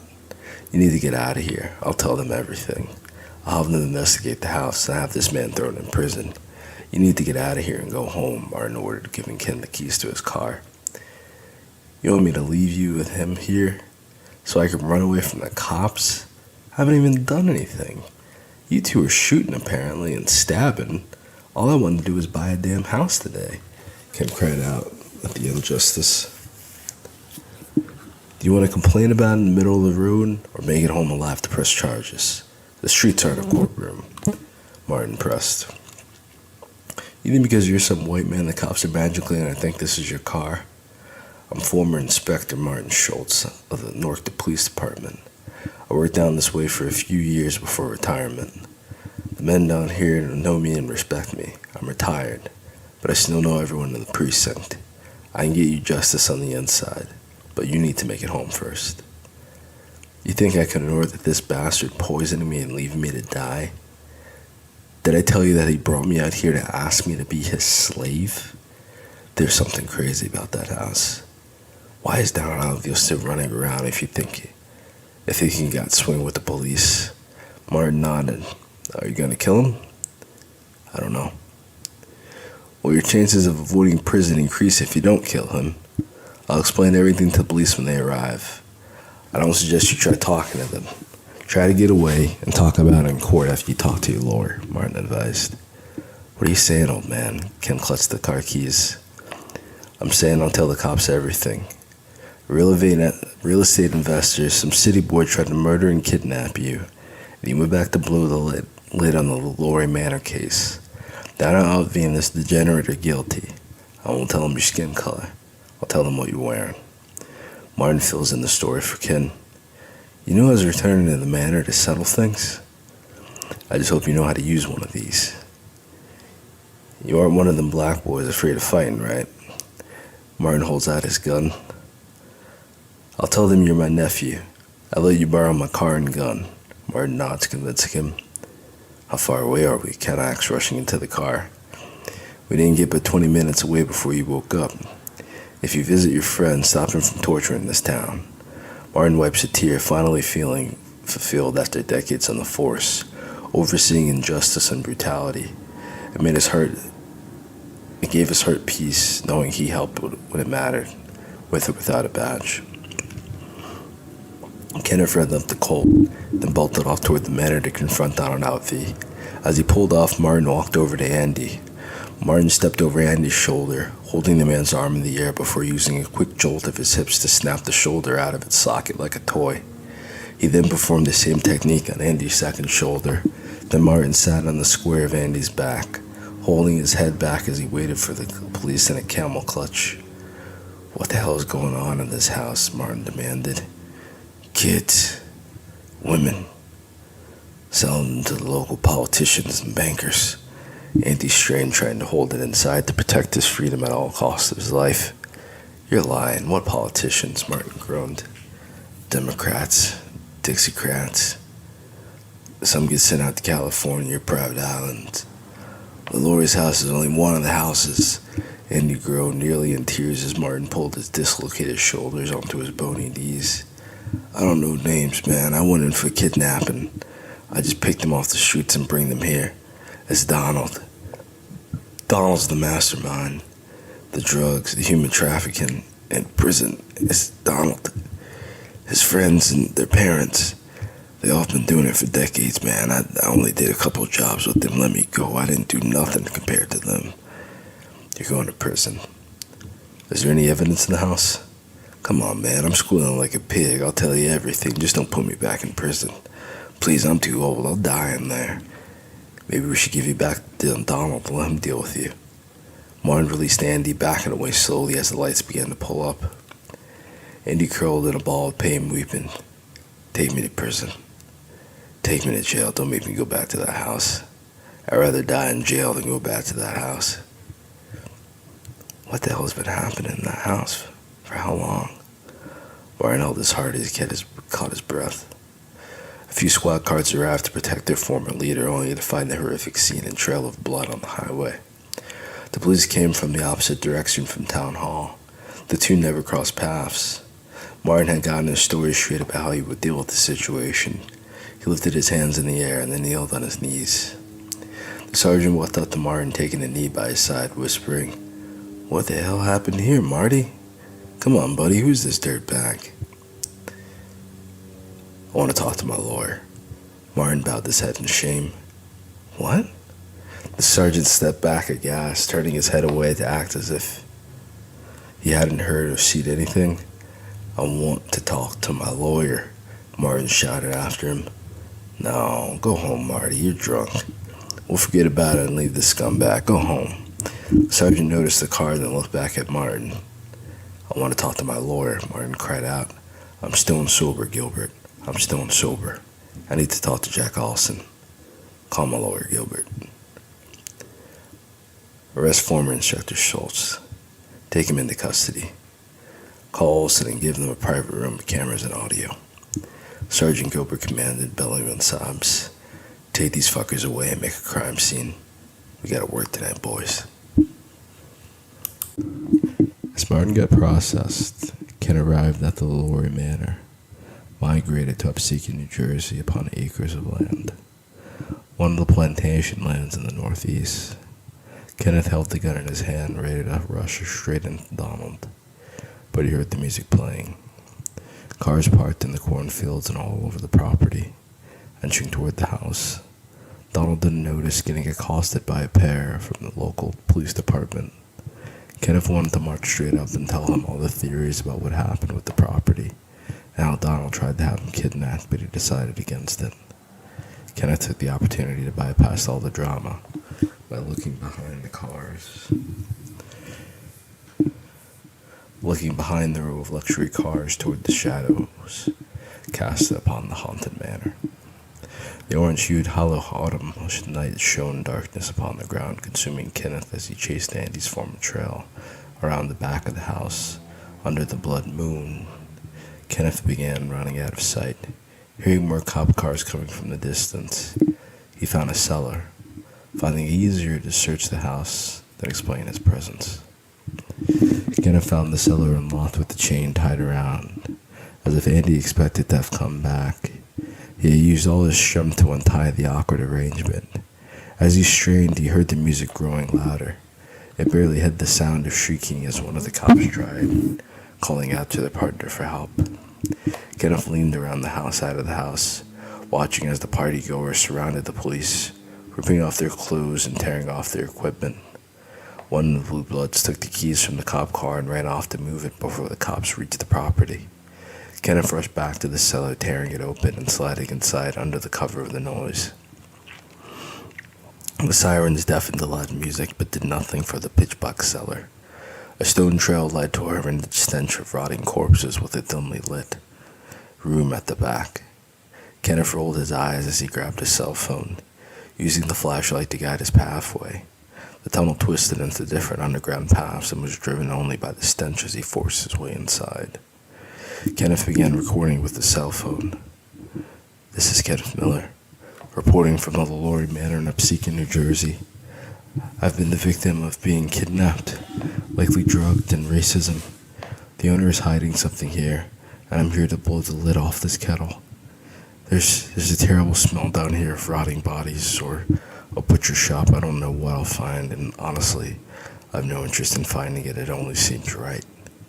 Kenneth eyes at the source of the odor, breaking into tears, seeing an image akin to Auschwitz. There were bloodied bodies packed into cages, living on top of each other. The living were forced into corners to avoid touching the piles of captive bodies with bites taken from them. The children were skinny with the ribs showing. The adults were in a separate cage, beginning to beg for help. The sound of the screaming and shrieking silenced the music and sirens. Ken held out his phone to record the horrific scene before his eyes. He felt utterly desensitized, no longer able to smell, and unfazed by the sight before his eyes. He walked past the cages, counting hundreds of people, alive or dead, stuffed in small cages and forced to stand or kneel until used. They were all naked or nearly naked, with welts across their body, their privates bloodied or branded. Children, teens, adults, men, children, and women are locked in cages, forced against their will, crying to Kenneth for help. I can't find the key, Kenneth said in defeat, looking around the torture devices occupying the majority of the space in the room. Help us! Help us! There was banging and crying in different dialects, languages, and tones. I don't know how. Kenneth couldn't breathe, terrified by the screaming, believing he would end up in a cage with them or be eaten alive. He saw the dead bodies with bites and tears littering their corpses. Kenneth recorded them all until he realized the recording was useless unless he made it out alive. He wasn't any use to anyone unless he could open the cages and release these people. Kenny cried, weeping, and barely able to move as the mortifying image paralyzed his body. He shuffled his feet, forcing himself to function through the trauma. His spirit forced his vessel to move despite the severe trauma weighing down his body. His soul fought for the lives of all the people in the room. The agape passion bursting from him brought him to a hanger on the wall with various keys, bloodied among the torture devices at first. He closed his eyes, but he knew he had to sift through them carefully to avoid losing a hand or catching a disease from the disturbing scene. Kenneth found 5 keys for each of the giant cells. A man darted a hand out to Kenneth, trying to grab him. Kenneth dropped back, knocking on the torture devices to the floor. He clung to the keys in his hands as his heart raced. The man cried, his tan face disfigured as if beaten. "Who are you? Who are you? Help us! How? How? Who are you?" The man cried, screaming in horror at Ken. That's when Kenneth began to realize these people had so much more to fear than he would ever have in his life. "I'm Kenneth Miller. I wanted to buy this house, but now I think we need to burn it down." Kenneth reached his hand back out with the keys. Yes, burn it down, burn it down." The man snatched the keys from Kenneth, rushed to the cage door and climbed over the dead bodies and released the cage. "Burn it down," chants filled the torture chamber up the hallway. Kenneth fled as filming the cage doors opening and the room filled with life.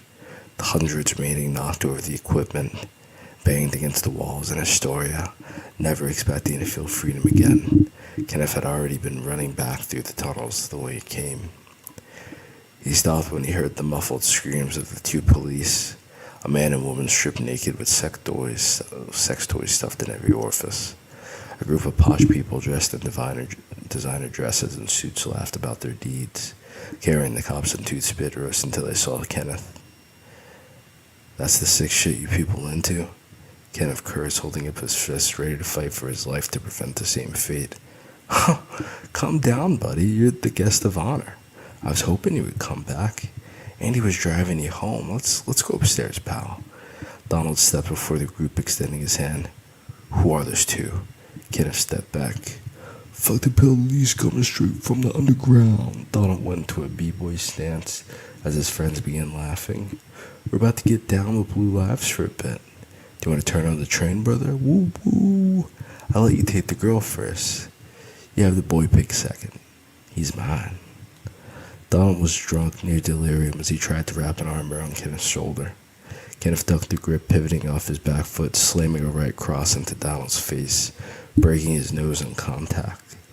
Kenneth drove his fist through Donald's face, tackling him to the wall, getting ready to slam his head against the skull, until he recalled Martin's words.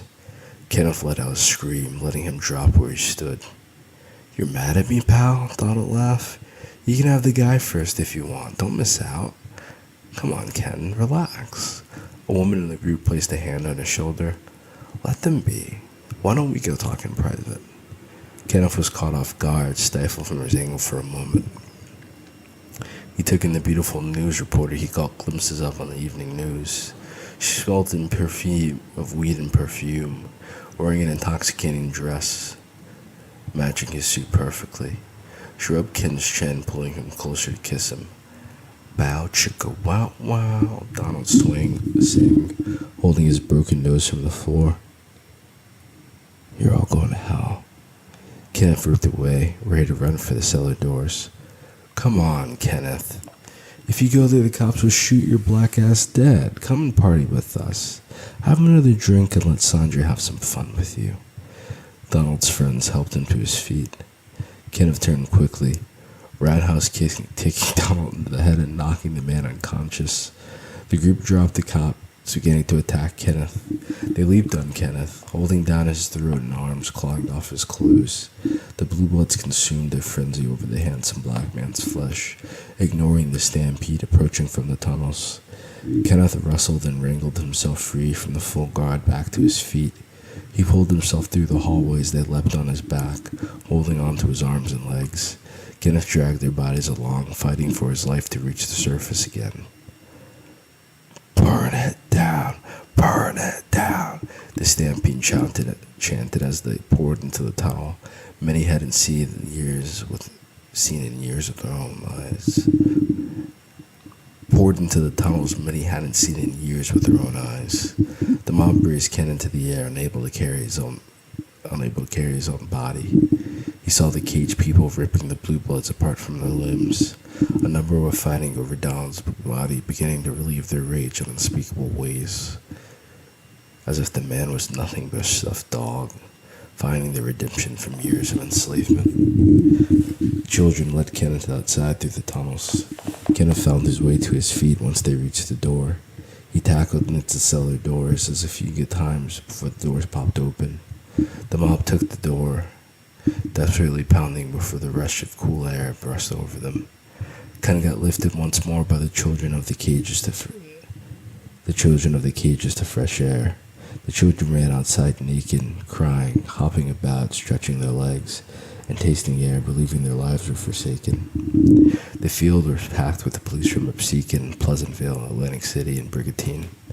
Each municipality had been a victim of the trafficking for decades. Each felt the need to arrive, but was quickly outnumbered by the people pouring up from the cellars. The police promptly acted as a barricade between the battered and abused bodies and the addicts who oppressed them. The police removed themselves and, willing to risk their lives, continued protecting the perverted, prosperous people, punishing the poor. The cops stepped away, turning their backs to the scene as a massacre ensued, with hundreds of caged folks preying upon the drunk and high partygoers. Donald's body was brought from the cellar, beaten, hysterical, and crying profusely from the pain of being raped. The two cops nestled outside, quickly running to the department chief from Upseekin and the sergeant, frantically attempting to report everything to the head of policy, but unable to stop their tears. Kenneth hobbled into the shadows, reaching the Plymouth Colt, and falling into tears in the driver's seat. He was first to pull off. Ken was rushing his way back to the house of an elderly couple. He owed them his life. When he arrived to drop off his car, LaLaurie sat at the porch with Martin. Martin sat patched up with his lawyer and asked him question after question. Kenneth shouldered Aston Martin DPS Super Leggera sat in the driveway. The police department has set up checkpoints around the area, preventing any escape from the LaLaurie mansion. Kenneth! Gloria cried out, "Oh, thank you, Lord. Thank you, dear God, for this boy's safe return. Oh my God, oh my goodness." "Hey, Ken. Good to see you alive, friend." Martin winked as he tossed the boy his car keys. "You have a lot of explaining to do. But you have the money to afford to explain." Jock Olson was the first to approach Kenneth. "I hope you don't mind. I told Mr. Olson you needed a lawyer to fight a lawsuit against one Donald Outvie, the rightful owner of the manor." Martin forced himself to stand at his feet out of respect. "I need to sleep." Kenneth toppled over from exhaustion onto the porch, sitting on the stairs as he tried to catch his breath. "I'll make up the guest room for you and let you rest.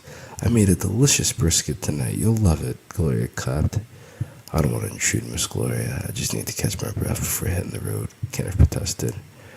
"She's done made up her mind, friend. Stay even at least until the investigation stops. No one knows you're here. It'll be best for you to rest. Call your lawyer and talk to Mr. Olson. Olson will talk to the cops and keep you out of the police's hands. Our guy Andy wasn't so lucky. It's been a long time coming. I think we're honored to host a hero who saved many people for the night." Martin patted Kenneth on the back. "Thanks, Mr. Martin. It's Marty for you, Kenneth." "Thank you, pal." Martin found his way to helping Gloria prepare their house for a guest, as if the kids came to visit for Christmas. Jack Olson reviewed the recording from Kenneth's phone, unable to watch them fully. He was fighting hard to imagine what had happened up to the road for these years. Olson didn't dare to keep questioning Kenneth for the night. He saw significant evidence to convict Donald Outvie, but knew the process would be a war. After a year of legal battles, Kenneth won the lawsuit and gained ownership of the land at $20,000 for a foreclosure auction. Donald Outvie was arrested for 3 to 5 years for child molestation, 10 to 20 years for first-degree murder, and natural life in prison for unspeakable crimes against humanity. Andy was convicted for 10 years for a parole violation and died in prison. The Schultz family kept in contact with Kenneth, living well into their 90s, but never got a chance to build his vision on top of the LaLaurie Manor. Instead, he had the entire house exhumed, tore down, and the grounds excavated. Kenneth spent millions properly burying or cremating the bodies found. reconnecting people with their families and finding psychological counseling for the hundreds of people found underground. He spent the following years of his life helping them all find homes and return to their lives. He felt bonded by their shared trauma, doing all he could to outdo the horrific works done on Alfie. Kenner's story may seem shocking and far-fetched, but the events are based off true horrors plaguing the average citizen. We are all responsible for ending human trafficking and human rights violations. Let's protect each other and keep an eye out for strange behavior. Don't turn a blind eye to Amber Alerts and missing children. Let's bring these kids home to their rightful families and help the victims of human trafficking reacclimatize to society. Let's cancel the politicians, celebrities, and people raping children or using them for adrenochrome. Thank you.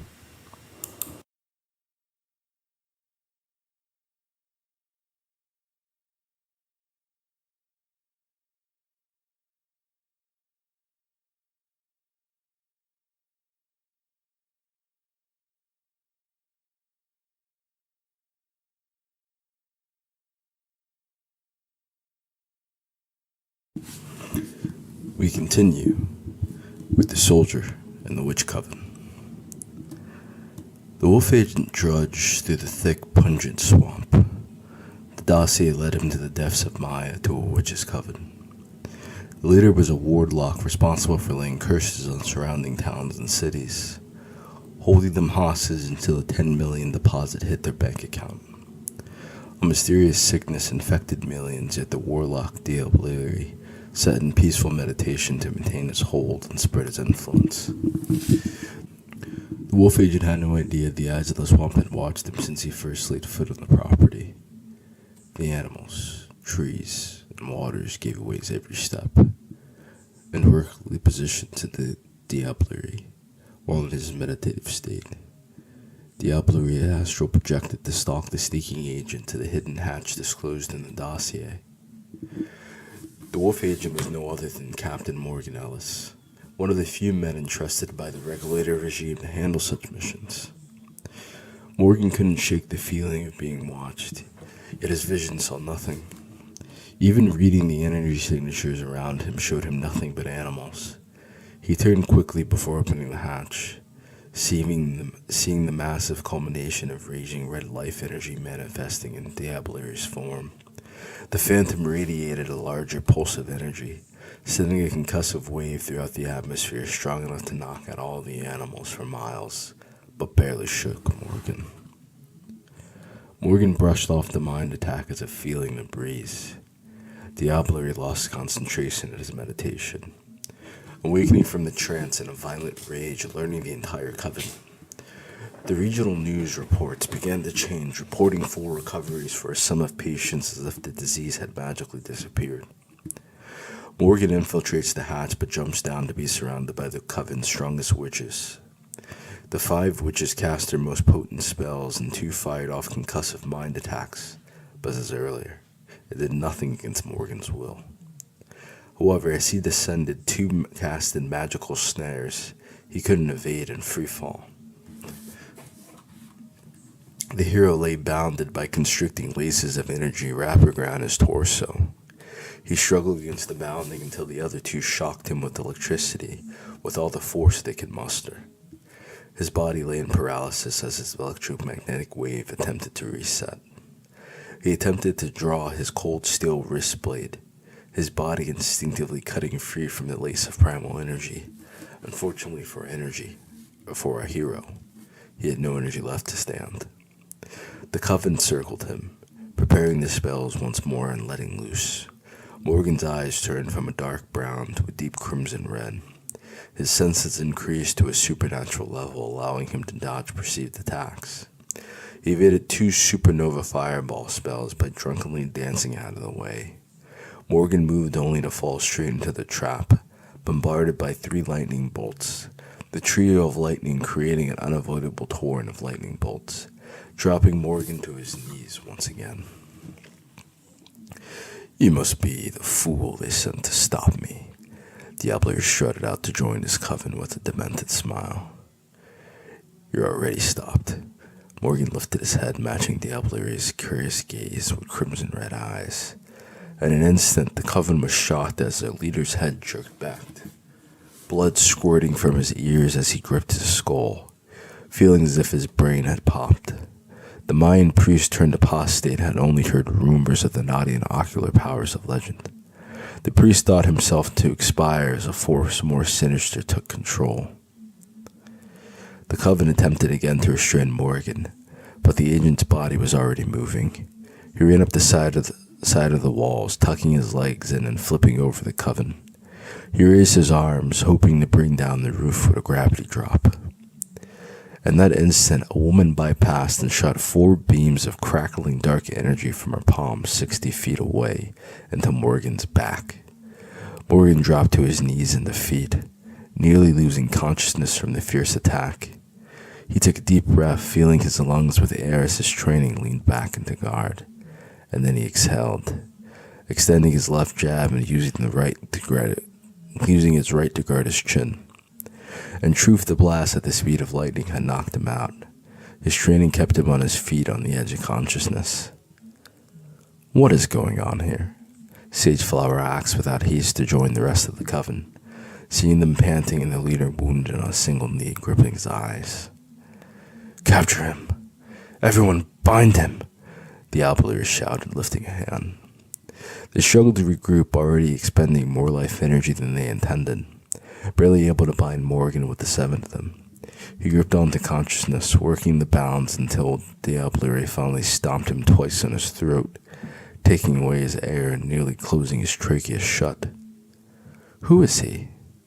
How is he able to hold his own against you 6? Sageflower asked, giggling at how flustered her comrade seemed. He's a wolf of the Urdun dog military, sent to assassinate me, but I saw him coming. I knew they would send someone. Without a name, I can't release my most brutal attacks. I didn't think they would send such a weakling, the Outlier boasted, digging his knee deep into Morgan's throat, choking the bounded man in unconsciousness. Sageflower rolled her eyes, not expecting any thanks for her efforts or those of her Coven. Since the devil began using Daryl, their leader, Prince Jorge Arbusto Delano, he had become greedy and paranoid. It was as if he could no longer see how his magic had turned the forest around them into a dreary, decrepit swamp in only months. Sage had attempted to warn him many times, but Daryl refused to listen to sound advice. He only bothered to listen to the other witches who worshipped him and followed his every word. The flowers seemed to be the only ones who noticed how the dark magic had left Daryl deformed, stealing years from his life and leaving the 30-year-old man wrinkled and impotent. In turn, Daryl sucked up the life energy from those around him, destroying the one sacred forest around him and turning these Vestals into witches under his faith. Bring him to my torture chambers. I'll have words with him once I see what has happened to my eye. Daryl had only felt the migraine growing in his skull. It felt as if his parietal and frontal bone plates were separated. Priest Delano, your eyes are bleeding. Sageflower covered her mouth in shock. How many times must I tell you that foolish priestess died? I am no longer Delano. I am Daryl. He pants, placing his hands in his eyes and feeling the warm blood pouring down his hands. Master Daryl, let me help you. Marjoram attempted to kneel by Daryl's side as the others dragged Morgan to be contained and tortured. Daryl forced them both away. Get away from me. How dare you? I'm fine. Both the women looked on confused as the blood poured from his eyes. They watched in horror as he used the blood pouring from his eyes for dark magic. He muttered an incantation under his breath, then extended his hands until he grabbed onto Morgan's energy signature. He squeezed his hands shut as Morgan wailed in agony down the hallway, writhing in pain from the blood magic spell. Daryl stood good as new, shaking off the injury as if nothing happened. Marjoram clapped her hands as if she had seen a miracle. Sageflower was silent. She knew the priest who had trained her and her sisters had crossed the line, selling his soul to become a full blood mage to appease his new lord. Sageflower took a deep bow and backed away, returning to her refuge in the library. Sageflower wrestled with herself. She remembered the seminary once being a place of learning and to worship or kill. Years ago, a stranger had visited, speaking to priest Delano alone. The two spoke alone for a long time, but only the priest left the room. The stranger had disappeared without a trance. Then the indoctrination began. The prayers became blasphemous slurs against God, and the youngest nuns began spending the nights in Delano's chambers, returning in new purple robes and bleeding between their legs. Sage had grown up in the Lyceum before Delano joined the priesthood, finding refuge at 3, wandering the woods. She had begun learning divination, mysticism, and alchemy. Within the decades, she knew high levels of magic. The priests were once instrumental in helping the young magicians on their pathway to good sorcery. And the dungeons. Morgan regained his consciousness. His hands and feet were bound in separate iron shackles to prevent hand movement. His body outstretched and his eyes blindfolded. He could only hear the soft cries and mournful prayers of the priests and priestesses who attempted to object to Diablery's rule once the Satan spirit possessed priest Delano. Sage Flower sat alone in the library, reading the same book she had been camped with for days. An ancient tome on how to purge demons, and many books about demonic possession. She felt her dark cloud creeping on her as she attempted to save the priest, turning her attention to darker and disturbed readings in the tome, learning new spells and the trustworthy source of spiritual energy. In the evening, Sage Flower came, summoned by her birth sister Rosemary, their youngest sister Time, and their youngest sister Time. The three had gotten used to keeping their questions to themselves. Time had become entirely devoted to Diablery, where Rosemary remained in silent resistance. Yet the three arrived in the dungeon where Diablery paced inside his looming dark purple robes, his wrinkled face etched in disbelief as he wondered which spell or tortured instrument can loosen the wounded warrior's tongue. Good. You've all arrived, Diablery rumbled. The three sisters blushed as the agent was bound, stripped naked. Time started giggling as she approached the young man. Her hands trailed his muscled stomach, inches away from his member as she gasped in delight. You have the best enemies. Time drooled as Rosemary jerked her away. And the worst minions, Diablery growled, marching up to Time. What do you think you're doing? Time's eyes widened as she shivered in fear. She struggled to apologize, feeling her cheeks turn red under Diablery's burning presence. Rosemary attempted to intercede, but Sage squeezed her hand, pulling her sister away. Time fell to her knees in tears, unable to speak. Diablery held a ceremonial blade for human sacrifices to her delicate throat, pricking her skin. She's only a girl, Rosemary gritted her teeth. Then you take her place. Drive this dagger into his stomach. I want to know his name, and the name of his commanding officer. Diablery restrained himself, holding the blade out to Rosemary. Without hesitation, Rosemary grabbed the blade and jabbed it into Morgan's rib, attempting to puncture his lungs. The knife broke against his skin almost instantly. Rosemary was shocked, seeing the blade cut through the other sacrifices like butter. Even she fawned before Morgan, never having seen a naked man. She blushed, backing away slowly.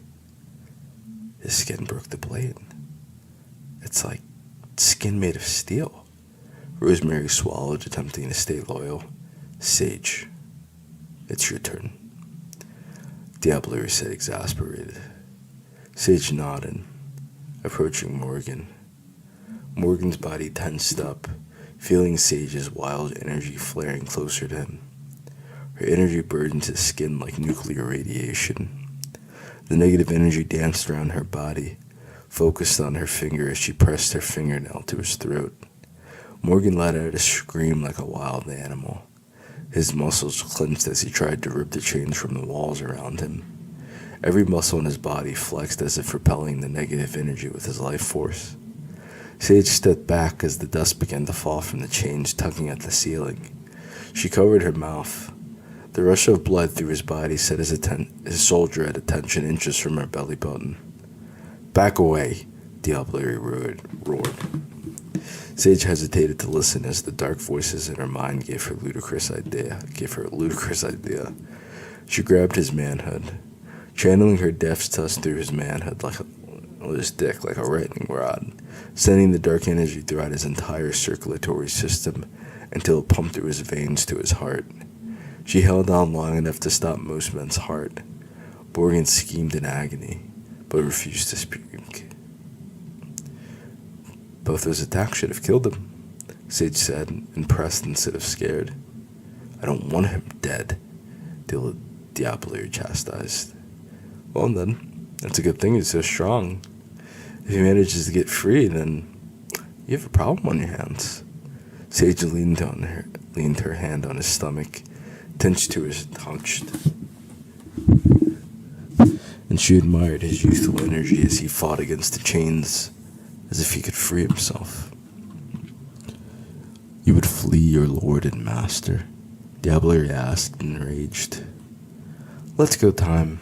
Rosemary hurried her sister along, leaving LaLaurie alone with his hostage and her sister, amongst the trained bodies of the priests and priestesses. Sage released a yawn as LaLaurie got in her face. She freed Morgan's penis, nearly hitting LaLaurie as he got near. LaLaurie let out a wicked howl as he leaped back. He gave Sage some distance as she examined Morgan for weak spots. Are you defying me? LaLaurie questioned weakly.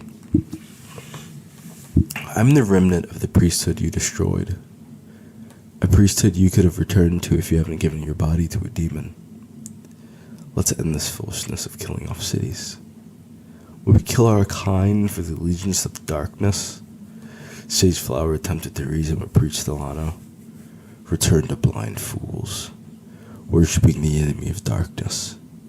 You want me to return to a life in vain as a poor servant with no power and no followers, a puppet for a kill? LaLaurie responded. I see your point. Priest Delano was rather weak, so this is the spirit I'm speaking to now. You feel as if you've given him everything he's wanted. You could have never given him a prize as big as this man's. Sage licked her lips as she examined Morgan's body, ridden with scars of war. You desire the boy for yourself. LaLaurie noticed, lightly pushing Sage Flower closer. I will torture him for you since you seem so afraid of him. I'll learn everything. A darker tone took over Sage Flower as she dug claws into Morgan's back, finally breaking his skin. LaLaurie nodded with satisfaction, knowing he would hate to be against Sage Flower. He didn't protest any further, relieved of the nuisance and finally being treated. He was once Sage's teacher. His soul rested, knowing she saw through him. He relented, leaving her to find marjoram to fix his bleeding. Who are you? Sage Flower asked, beginning to stroke Morgan's manhood fiercely until it stood erect again. The man was silent, releasing light, uncontrollable moans. Sage's heart surged as she heard his pleasure. She felt his weakness, licking lightly at the head of his penis and then stopping once he was rock hard. Damn, he cursed. You hurt only yourself. I don't need to leave you in this condition. I can help you if you answer my questions. Sage teased as she slapped his girth onto her tongue, tasting drips of his life force leaking from his manhood. He was stoically refusing to speak, fighting his moans against the softness of her lips, kissing up to his length. Morgan. My name is Morgan Ellis. He surrendered his name. Who sent you to kill LaLaurie, Morgan? Sage abandoned him once more. Chop up my cock, he dared as his desire became a weapon against him. She paused, never witnessing such bravery in the face of unknown danger. She refused to entertain his whim, lightly running her finger along every vein of his penis. She had read that this was the collection of a man's life force. It gathered in his testicles. His semen had the power to create life and other needed healing effects. She had a ready test sample for many of her experiments. They could even keep him to finally bring some children back to the monastery. Sage wondered why she suddenly couldn't speak. She blinked, watching his lymph, unable to control her head bobbing, obeying her carnal urges as the shadowy voices in her head enticed her along. Sage felt the new spirit creep into her body, filling her with savage lust and defiance against her self-proclaimed master. She rose ravenous, looking at the boy like prey. The satisfaction was hers alone, leaving her plaything begging and pleading for release. "Who sent you?" she demanded. "Colin Gregor," Morgan spat out a name. Sageflower ground her teeth, and she dug her nails into his back before she could react or perceive her attack. How could something so beautiful work for someone so evil? She dragged her nails up his back. "I could ask you the same. You work for a demon," Morgan challenged. "You work for the actual devil," Sage clarified. Morgan sneered. "Make sure you use that name in whatever incantation you cook up. Will you release me now?" "No." "I won't get what I want if you leave too soon." Sage let her robes drop to her feet, pressing her taut body against Morgan's skin. "I guess living in this guy's harem isn't satisfying," Morgan hummed, enjoying her soft skin against his ragged flesh. "I want a child." Sage turned her back to Morgan, guiding him inside her, only managing the head inside. "I want a child with your power." Morgan gasped, never feeling walls so tight. Sage sucked her teeth in agony as a numb pain filled her pelvis as he stretched out her walls. "If you release these chains, I promise not to run off," Morgan offered. Sage smiled. "You wouldn't try to break my neck?" "No. I like you chained up. I may need a few days to loosen up for you. So here you will have to remain." "What?" Morgan couldn't accept her answer, once again fighting against his chains in anger. "I'll need to create a powerful aphrodisiac for you." Sage pulled away, her juices leaving a trail mixed with his pre-cum. Morgan growled in defeat. His energy felt utterly depleted from the electric attacks earlier. LaLaurie's blood magic had left him wounded. The chains rattling around him brought him no rest at all past dusk. His eyes kept opening, but everything was pitch black under the sweaty blindfold, causing him to hallucinate. Sage was so powerful, an attack from her could nearly knock him out. She tried using the touch of death twice on him, to no avail. "Why did they send you?" Sage asked. "I was one of the top agents before I got ambushed," Morgan grunted. Sage nodded, acknowledging his power and ability. "If I hadn't appeared, you might have gotten away with your target. I might have let you kill Delano if you hadn't been fighting my sisters." "What happened to Priest Delano?" Morgan asked. "You're asking me questions now?" Sage asked, insulted. "We both know the only way I'll be successful in my mission is through you. I'll give you a child if you let me finish my mission." "You want a life for a life. Equivalent exchange." Sage mulled over the idea. Your math is off. I need 2 more lives. I'll be giving you Delano. Their life isn't worth much to me anymore. However, I will also be giving you the demon LaLaurie, and your life. I could impregnate your sisters as well. I could owe you 2 deaths. Just let me go. Morgan began rattling his chains again. Shays let out a wicked laugh. "You would owe me. Do I look like a fool for accepting your debts? You'll disappear into the night, leaving me with children and deaths to explain. No. You will stay with me and raise your child. You'll remain chained here as our breeder." "That's not equal," Morgan spat. "I'm not trading with you. You have nothing else I want besides what is between your legs. If I wanted Daryl dead, I would have done it myself. He serves his purpose in my plot. You were an unexpected arrival. Sage's father begins to collect fluid samples of his sweat and pre-cum. Can you at least take off the blindfold? Morgan acts nonchalantly. Why are you blindfolded? Sage asks, thumbing the thick cloth wrapped around his eyes in layers. He wanted to hide my beauty so he wouldn't betray him. Let me at least see the woman taking advantage of me, he pleaded sincerely. Sage bit her lip, her curiosity far from sated. She encircled him a few times before piecing it all together. Sage hadn't arrived at the fight in time to see the debilitating blow that wounded LaLaurie. She moved closer to remove his blindfold.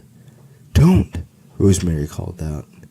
Sage covered her naked body as her sister marched up. Sage struggled to grab her robes before being confronted, nearly falling over the table holding the torture devices. What sort of perverted act is this, sister? Rosemary was bewildered. In front of the priest and priestesses as well? Are you the one possessed? Sage rubbed her head, unsure whether or not Rosemary had a point. Sage's cheeks were flushed red as she slowly backed away. She pleaded with her sister to remain quiet and return to her duties. Rosemary, please relax. It's what it looks like, but nothing more. Please, watch the door. Warn me if someone else comes, Sage begged. You'll defile your virginity for this prisoner? Rosemary shook her head in disappointment. He's here to kill LaLaurie. Sage tries to explain her attraction. He would have killed you too. He's an audience. His gaze almost blew up LaLaurie's head. He's deadly, especially while vulnerable.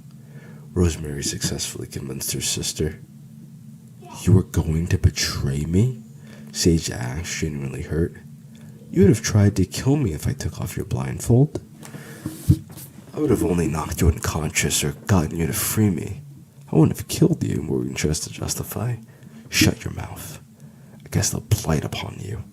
Sage waved her hands, washing necrotic energy over Morgan's body, draining him of all life, moisture, and energy. Remember, you can't kill him until you finish questioning him, Rosemary warned. Keep a look at as Sage took out her rage. Sage relented, canceling her spell, letting out a primal scream as frustration made her lose control. Still, he was alive, his body quickly recovering from the attack in her astonishment. Rosemary joined her in shock, knowing they were the two most vital in the Coven, aside from the possessed LaLaurie. If Sage couldn't leave a lasting dent, leaving him chained until morning would behoove everyone involved. How did you negate my attack? Sage fell to her knees, overwhelmed by emotions. I didn't negate anything. You had me chained up. I've experienced worse pain than you could ever imagine. My body gets stronger near death. The more you attempt to torture me, the more of your energy I gather, and the more pissed off you make me. I enjoyed it more when you were molesting me, I hate to say. He tugged at the chain on his right arm so hard it began to rip from the concrete and cement from the walls. How much energy did you use? Rosemary collected their fight from earlier and her sister's temper. We need to free him or leave now. Sage was disappointed. I wasn't trying to rape you. Seduce me? Morgan jeered, causing Sage to look away, hiding her blushing cheeks. There are few men here. Most are elderly or took vows of celibacy. We haven't had children in this monastery for decades. I believe we might have been the last 30 years ago because we got lost in the woods, Sage confessed. Sad story. My parents were killed by the man who raised me, Morgan confided. Sage held her heart. We must leave our new friend here for now. Let at least one arm free, or a leg. Morgan rattled at his chains, making enough noise to awake the entire room, filling with pleas and groans for freedom. The cacophony of her wailing mentors and friends was deafening to Sage. Rosemary looked around in amazement at how fear had conquered her and left those she had loved remaining as prisoners under their roof. Rosemary always hoped this would have ended quickly, and she managed to kill Delano, or Sage to purge the demons so they could free the priest and priestesses. Things happened so fast they didn't realize years had passed. What if we let everyone else free but him? Rosemary asked. Sage considered another night with an empty room, averting her eyes as Rosemary rushed to let loose a few of the oldest members of the congregation. Their muscles had atrophied to a point where they could barely move independently. Rosemary disintegrated the chains of the middle-aged members' necks until her life energy had expended. Sage stayed by Morgan, watching on in resentment as her old friends passed her, unable to look her in the eyes after witnessing her sister attempt to break her vow of abstinence. Is that everyone? How are we going to explain this to LaLaurie? Sage was so frustrated with her sister. Like this. Rosemary peered the blindfold from Morgan's eyes, letting it fall to his shoulders as it slipped off. Sage was breathless as she laid eyes on Morgan's face. You are quite handsome. Morgan's eyes stung, struggling to adjust to the light. I can't see a thing. You must knock us out. Rosemary grabbed Sage. You want me to knock you out? You're going to blame all this on me? How did I manage to get you both? He asked, hoping for something more believable than the apparent betrayal. You're right. Just do Sage. She's the one who tortured you. Then I found her naked and unconscious. Everyone was gone already. Rosemary pieced together. Sage looked nervous, replaying the blood pouring from Priest Delano's face. Can't we say he knocked me out already? You're just finding me now and the prisoners already escaped. Sage took a deep breath. Or you can free me and we can kill this guy so you can have your home back tonight. Morgan galvanized. Rosemary nodded, but Sage was reluctant to let go of control. You think you have enough strength left to fight him? He's a blood mage now, and your back is bleeding. Can't we pick up where we left off with some privacy? Sage urged. Morgan couldn't waste another day or hour in torture. He began to grunt and clench his fist as he pressed the metal with his fingers. He was trying to draw his knees to his chest. Rosemary starts backing toward the exit as the roof shakes, and the solid concrete begins to crack, paralyzing her body in fear. Sage stood in awe, watching as the bindings holding the chains to the wall began to pull loose. Rosemary was almost gone until she saw her little sister standing still as the roof started to fall. Rosemary dashed back to grab Sage, trying to tuck her away. Morgan released a reverberating roar, breaking every chain and ripping the roof down. He holds the two sisters and teleports out of the room back to his original entry point from the hidden hatch. He dropped them both, falling to his knees to catch his breath. So, that just happened. Marjoram blinked as her friends appeared before her eyes. Hey! Rosemary falls on her butt, giving a slight wave before she drops to her pack, piecing together what happened. Hey, Rosemary. Sage, why are you naked? Marjoram had been taking blood samples from LaLaurie's injury. You would have been naked too. Sage gleamed as she walked to Morgan. Can you heal his injuries? Can I heal the enemy's wounds? Are you two out of your gourds? We should be telling LaLaurie or getting the others. Why are you on his side now? Marjoram shook her head. Morgan stood up, got to catching his breath and letting his eyes adjust to the bright lights. He smiled wide, seeing the three beautiful women before him, once with a fresh mind. Sage was a petite older woman with round hips. She held to her robes in one hand, The other hand rubbed his wounds with long nails lightly brushed against their handiwork on his back. Sage had a delightful derangement on her lips. She and her sister shared a fawn complexion with youthful golden light brown skin. Sorry. Sage noticed him looking her over and letting the robe drop again, revealing her voluptuous frame and ample breast. You're beautiful. In a horror movie villain kind of way. Morgan placed a hand on her hip. Are you serious about that baby stuff? Since I saved my own life, I think we're even. Are you sure we can't keep him as a pet? Sage purred as she bit her lip, as her eyes studied the man she felt was twice her size, bouncing her waist from hand to hand.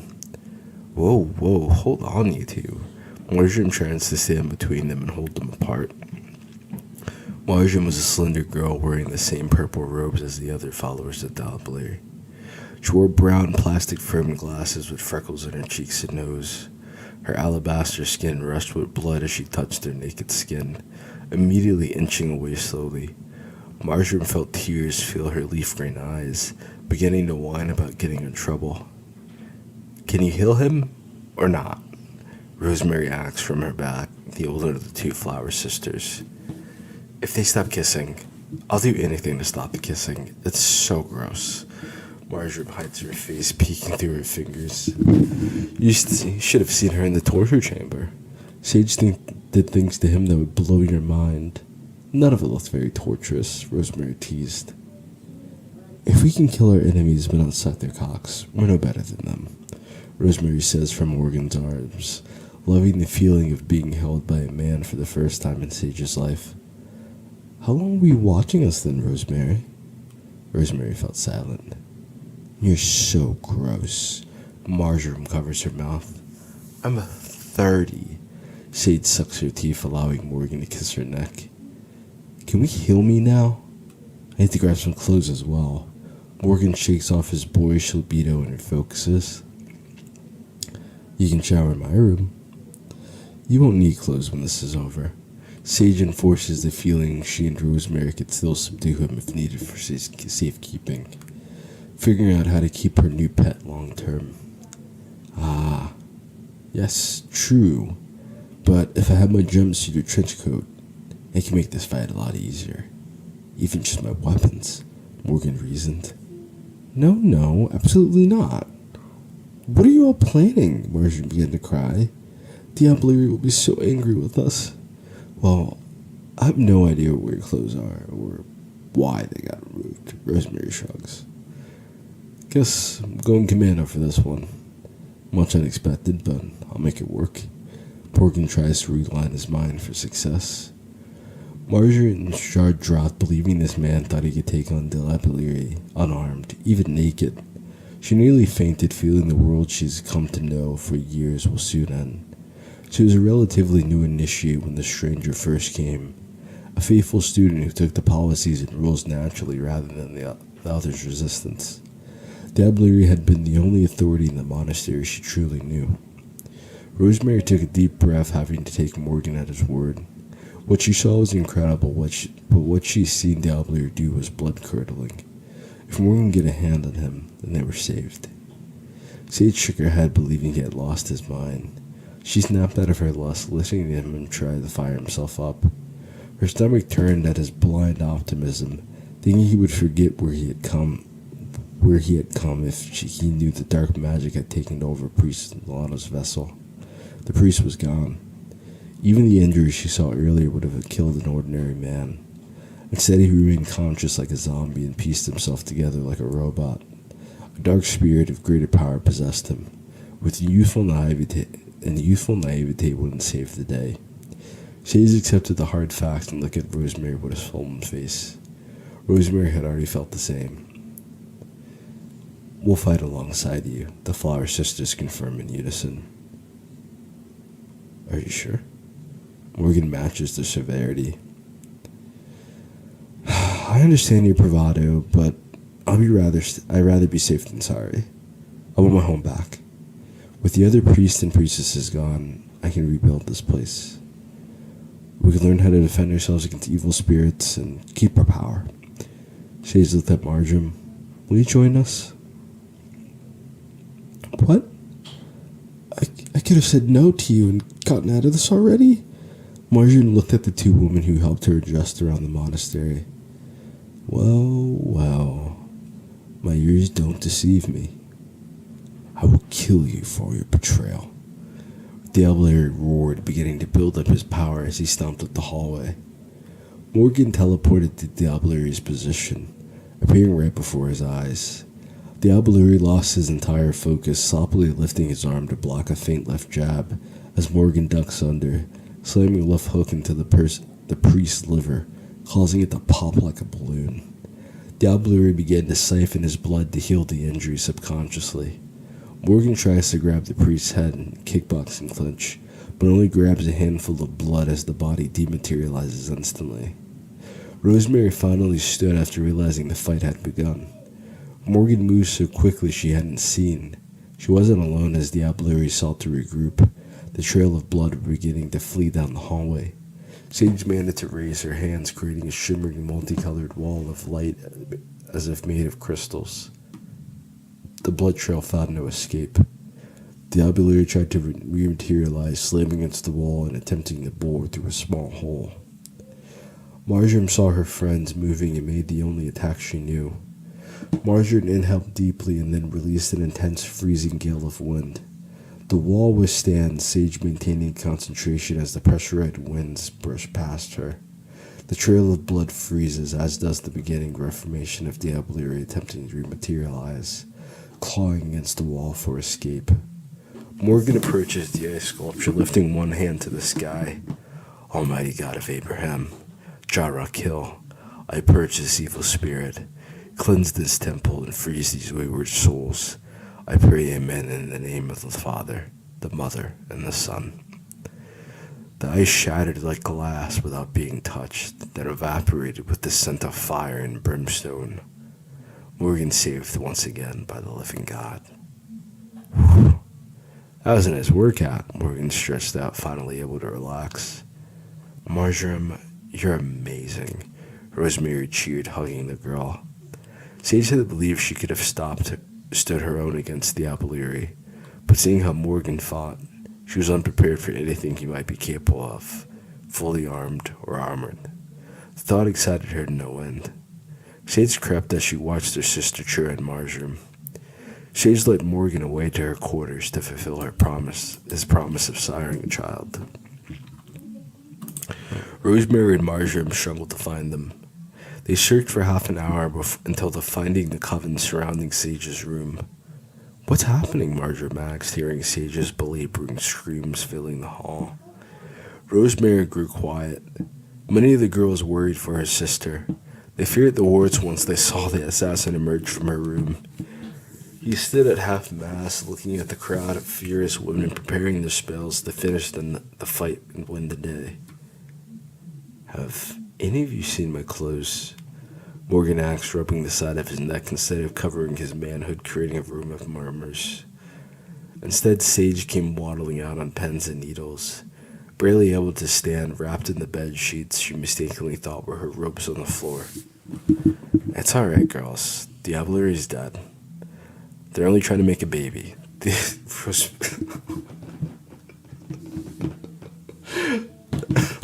a wild line. That is a wild line. That's out of character. Let's get back in character. It's alright, girls. LaLaurie's dead. They're only trying to make a baby. Rosemary waves her hands, attempting to intervene. The Coven was even more upset, gasping in shock as Rosemary became their new target, shoving her along with her sister and Morgan. They denied the possibility of LaLaurie dying. LaLaurie claimed to be immortal and all-powerful. He said that by selling his soul, he gained eternity and the hidden knowledge of the ages. Yet he was defeated by this trio. The Coven grows into a frenzy, with a few women breaking into tears and cries, unable to accept all they had done for eternal power to find out that it had all been a lie. A couple of witches remaining stood toe-to-toe with Rosemary and Sage. Sage was barely able to stand. Her legs were weak. What little strength remained clenched her legs together to hold the young man's seat inside. Rosemary creates armor around her body, prepared to fight through the crowd if needed. I'll be in bed waiting for you to get done. Don't hurt my girls too bad. Sage kissed Morgan on the cheek, leaving him and her sister. The two witches sized up Rosemary, believing they could probably double-team her. But the allure and scent of the man beside her ruined their concentration. There were too many questions in their mind to form an attack. His androstenol filled their nostrils and senses with emotions they had never possessed for Pristolano or any of the other men of the monastery. I'm not backing down. One filled her hands with necrotic energy until she saw her comrade meekly following after Sage, curious what had happened. Maka, where are you going? We're in the middle of a fight. We can rebuild this monastery without a cult. I freed the other priests and priestesses. We can have a home again. Rosemary attempts to convince her, but her eyes haven't left Morgan's waistline. Wow. LaLaurie is dead and he isn't coming back. Maka acts as Morgan took her hand, leading her to the room. He's all gone. Morgan reassures, letting her walk in front of him. Marjorie closed the door behind Morgan and Maka, glad she wouldn't have to hear their moans and especially not their kissing again. Wait, that wasn't what I meant by joining us. Rosemary turned on the other witches. This is a new time for magic. We don't have to kill, destroy, steal, or hurt others with. We can help people. We can help fight off the evil in this world. I've seen the power of Rakil today. We may not be followers of Rakil, but we still have the same enemies as his children. Marjorie cloth and Rosemary was done, far happier with the idea of her taking over than Sage. Rosemary had always been stalwart for protecting the old ways of the monastery and carrying herself proud in her celibacy. Sage tiptoed between helping LaLaurie when it felt fit to her plan. Rosemary had no plan and boldly stood against the demon, had been there to support all the women as they grew in power, never feeling threatened or stifling the others. Rosemary began organizing the reconstruction as Sage and the others explored their sexuality. Rosemary first ordered a number to find the priests and priestesses who fled, not knowing what the outside world held. The next order was to gather all the books in the library on fighting demons and begin reading aloud for defense against the darkness. The third order was to prepare a light feast for dinner, and the final order was to find Morgan's clothes so they wouldn't have to stare at his penis. Morgan enjoyed his time. They were calling him the mission and choosing to stay for a few months to help rebuild the monastery. Sage felt reassured that he had great integrity, but the woman conceived the child despite their efforts. Rosemary led, with Morgan taking a backseat to respect her ways. Despite their best efforts, the monastery hadn't returned to normal. It had improved to a greater level. Together with Morgan, they converted the swamp into a living rain garden with enough food to feed them in most surrounding towns. With a high-ranking regulator as adjudicator for peace negotiations, the Coven got spared being burned alive. Morgan explained the truth behind the evil and helped create clear pathways to prevent children from getting lost in the woods. Morgan also brokered a partnership between the towns through it stabilized the economy in the region and reduced the competition, creating redundancy. In his final months, Morgan built their borders in his neighboring towns to grow up in peace. Defense against the dark arts and critical thinking in discernment classes became mandatory as arithmetic. The area of Maya was never the same again, and with his secrecy as a wolf, Morgan refused to tell who to think. The only ones who knew his identity were the women who had made love to him, asking who might sire their child. There is more. Morgan returned to his life as the regime, preparing for the duties of the stubborn Indian traditions and mindsets. The ideas of ease he accomplished in 3 months in Maya, beginning as a prisoner, motivated him, though Morgan remained astonished that Urdu hadn't made similar progress in 3 centuries. As he lay alone in his villa, preparing for the last few days before leaving for his resignation mission, he understood why Urduns had such difficulties. The Mayans wanted to improve for the better at any cost. The Urduns fought as a first, second, and last resort always. It didn't matter what stood to be lost or gained. In Urdu, it was an honor to die for what one believes. In Maya, such a thing was inexcusable. His commanding officer, Lord Commissioner Warren, sent him to Maya, but he learned many lessons. Morgan had wondered why he had such difficulty attempting to adapt to Urdu culture for over a decade. Being a foreigner was an apparent reason why he couldn't refuse. He understood that the region stand united by diverse appearances and cultures, and bring new thoughts, beliefs, and ethics to survive. Maya has separated the humans of Gaia, and the 100 little unbreakable rules other parts of the world shatter. Did Brian Qatar deserve to die for believing differently than the regular regime or Colin McGregor? Or did they all fear the change Brian would create if he had 3 months of Morgan's ear and efforts?